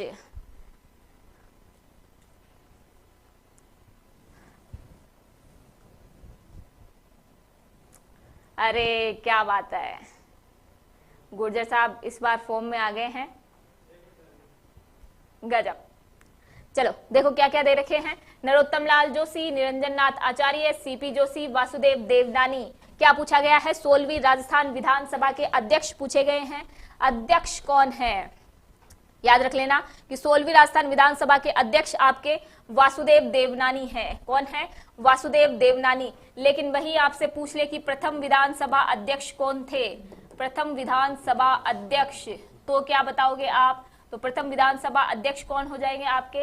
ये आप याद रखना, नरोत्तम लाल जोशी। प्रथम विधानसभा अध्यक्ष नरोत्तम लाल जोशी है आपके। और अगर आपसे पूछ ले प्रथम महिला विधानसभा अध्यक्ष, तो महिला विधानसभा अध्यक्ष कौन होंगी? महिला हो जाएंगे आपके सुमित्रा सिंह। कौन हो जाएंगी? सुमित्रा सिंह। और फिर अगर आपसे पूछ ले गैर कांग्रेसी कौन से थे, तो गैर कांग्रेसी और बता देना कि गैर कांग्रेसी तो गोपाल सिंह है। कौन है? गोपाल सिंह। तो ये आपको याद रखना है कि प्रथम महिला विधानसभा अध्यक्ष कौन सी थी, प्रथम विधानसभा अध्यक्ष कौन से हैं, और अभी वर्तमान में वासुदेव देवनानी आपके 16वीं विधानसभा के अध्यक्ष हैं। याद रह जाएगी इतनी बात। अब आगे देखो। अच्छा, कोई बात नहीं, सॉरी वोरी की बात नहीं है, आपको याद है, अच्छी बात है। वर्तमान में मुख्य सचिव के पद पर किसे नियुक्त किया गया है? तो मुख्य सचिव का पद देखो किसे दिया गया है। सुधांश पंत, श्री के राधाकृष्णन, भगवंत सिंह मेहता, श्रीमती कुशाल सिंह। तो 4 ऑप्शन आपके पास हैं, फटाफट से बताओ कि किसको मिला है इस बार ये पद, मुख्य सचिव का पद। आपके करंट अफेयर भी क्लियर हो रहे हैं यहाँ से आपकी पॉलिटी भी जो है अपडेट हो रही है। फटाफट से देखो क्या क्या 4 ऑप्शन मिले हैं। सुधांश पंत, श्री के राधाकृष्ण, भगवंत सिंह मेहता, श्रीमती कुशाल सिंह। 4 ऑप्शन आपके पास। तो आपको याद रखना है 1998, 99 के शायद आईएएस कैडर के हैं। ऑप्शन नंबर ए बिल्कुल सही, गौरी कुमारी। बहुत बहुत स्वागत आपका इस प्लेटफॉर्म पर। सुधांश पंत जो है वो आपका राइट आंसर हो जाएगा। अगर आपसे प्रथम मुख्य सचिव के बारे में पूछ ले तो प्रथम मुख्य सचिव कौन से हो जाएंगे आपके? प्रथम हो जाएंगे के राधाकृष्णन। के राधाकृष्णन। और अगर आपसे पूछ लिया जाए वर्तमान में कौन है, तो आप बता ही देंगे कौन है वर्तमान में, सुधांश पंत। लेकिन अगर आपसे प्रथम महिला का पूछ लिया जाए तो महिला के बारे में आप क्या बताएंगे? तो प्रथम महिला हो जाएगी आपके कुशाल सिंह। कौन हो जाएगी? कुशाल सिंह। और अगर आपसे पूछ लिया जाए कि सर्वाधिक कार्यकाल किसका रहा है, तो सर्वाधिक कार्यकाल भी आप याद रख लेना, भगवंत सिंह मेहता का। भगवंत सिंह मेहता सबसे लंबे समय तक रहे थे। न्यूनतम पूछ ले तो क्या बता के आओगे आप? न्यूनतम पूछे तो घबराने की बात नहीं है, आपको सीधा सीधा बता देना है आरडी थापर 49 डेज तक रहे थे ये अपने पद पर। ये वाली बात आपको याद रखनी है। और अगला क्वेश्चन देखो क्या है आपकी स्क्रीन पर। वर्तमान में किस विधानसभा के लिए चुनाव हुए हैं? अब इतने सारे क्वेश्चन मैडम आपने 16वीं विधानसभा बता दिए, तो इसका तो अपन टाइम वेस्ट करेंगे ही नहीं, सीधा सीधा लगा देंगे ऑप्शन नंबर 4 16वीं विधानसभा। लेकिन ध्यान रखने वाली बात क्या है यहाँ पर? यह बात है कि 16वीं विधानसभा का सदन का नेता कौन है, उपनेता कौन है, विपक्ष का नेता कौन है? मुख्य सचेतक कौन है? ये वाली बात तो आपको याद रखनी होगी। अब देखो, सदन का नेता वही होता है जो आपका सीएम है। सीएम सभी को पता है कौन है, कितनी कंट्रोवर्सी हुई थी उसके बारे में तो आप कोई नहीं भूल सकते। तो आपको याद रखना है सदन का नेता आपके भजनलाल जी। और उपनेता के बारे में पूछे तो उपनेता आप याद रख लेना कि उपनेता दो हैं। कौन कौन से हैं? तो उपनेता एक तो प्रेमचंद भैरवा,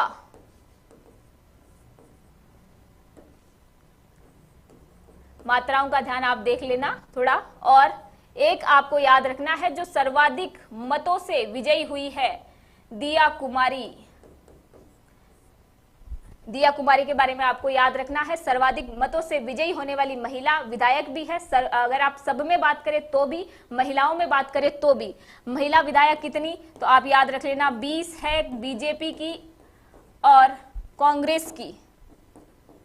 याद रख लेना दोनों की 9-9 है और 2 जो है वो आपके निर्दलीय है।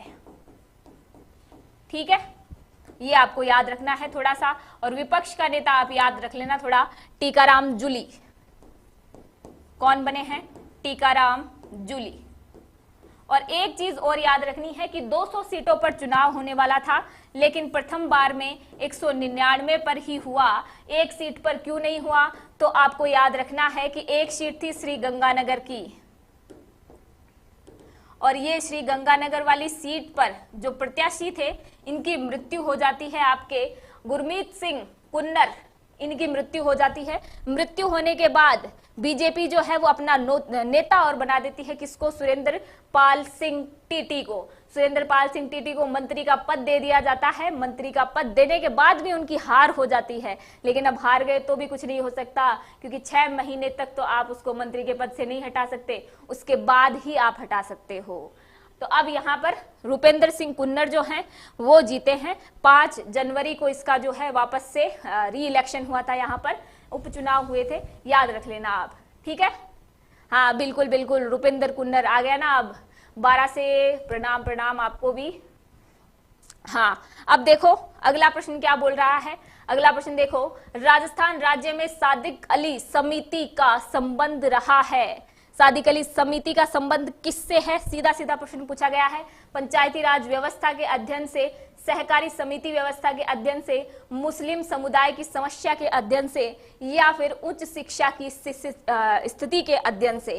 तो आपको बताना है कि ये सादिक अली समिति जो है इसका संबंध किससे रहा है। तो सीधा सीधा सा आप सभी को पता है कि आपको वो कह दे सादिक अली, या वो आपको बता दे बलवंत राय समिति, वो आपको बता दे हरलाल सिंह खर्रा समिति,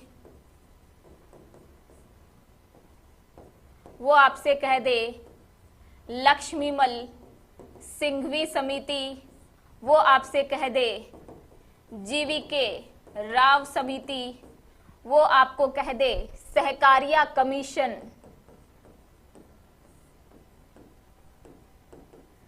सबका एक ही रोल रहेगा पंचायती राज से रिलेटेड। तो ये सभी जो है पंचायती राज व्यवस्था जो है उसी से संबंधित है। तो याद रख लेना कि इतनी समितियों से आपको कोई भी कुछ भी क्वेश्चन पूछ ले, याद रखना कि पंचायती राज से संबंधित ये सारी समितियां हैं। ठीक है,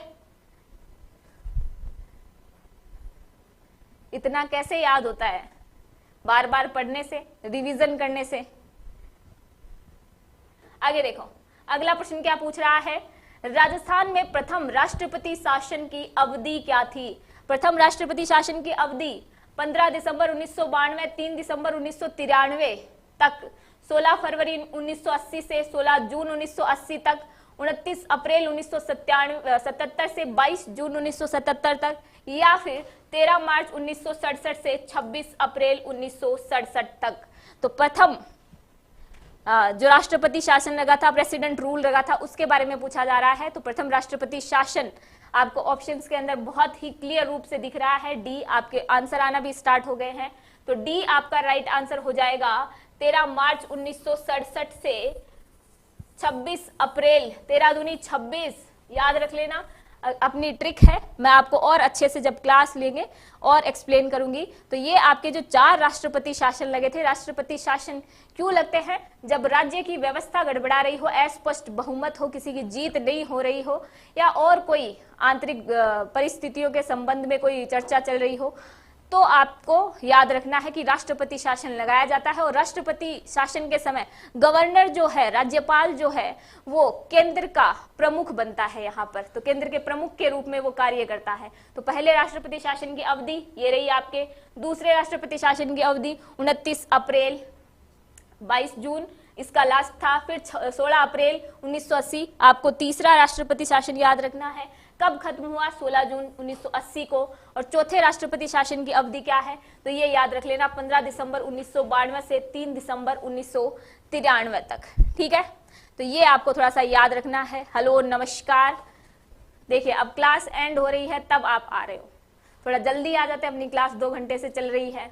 तो ये आप थोड़ा सा याद रख लेना। मैंने चारों ही तारीखें यहाँ आपके लिए मेंशन कर दी है। और अपन आज की इस चर्चा को तो यहीं समाप्त कर रहे हैं।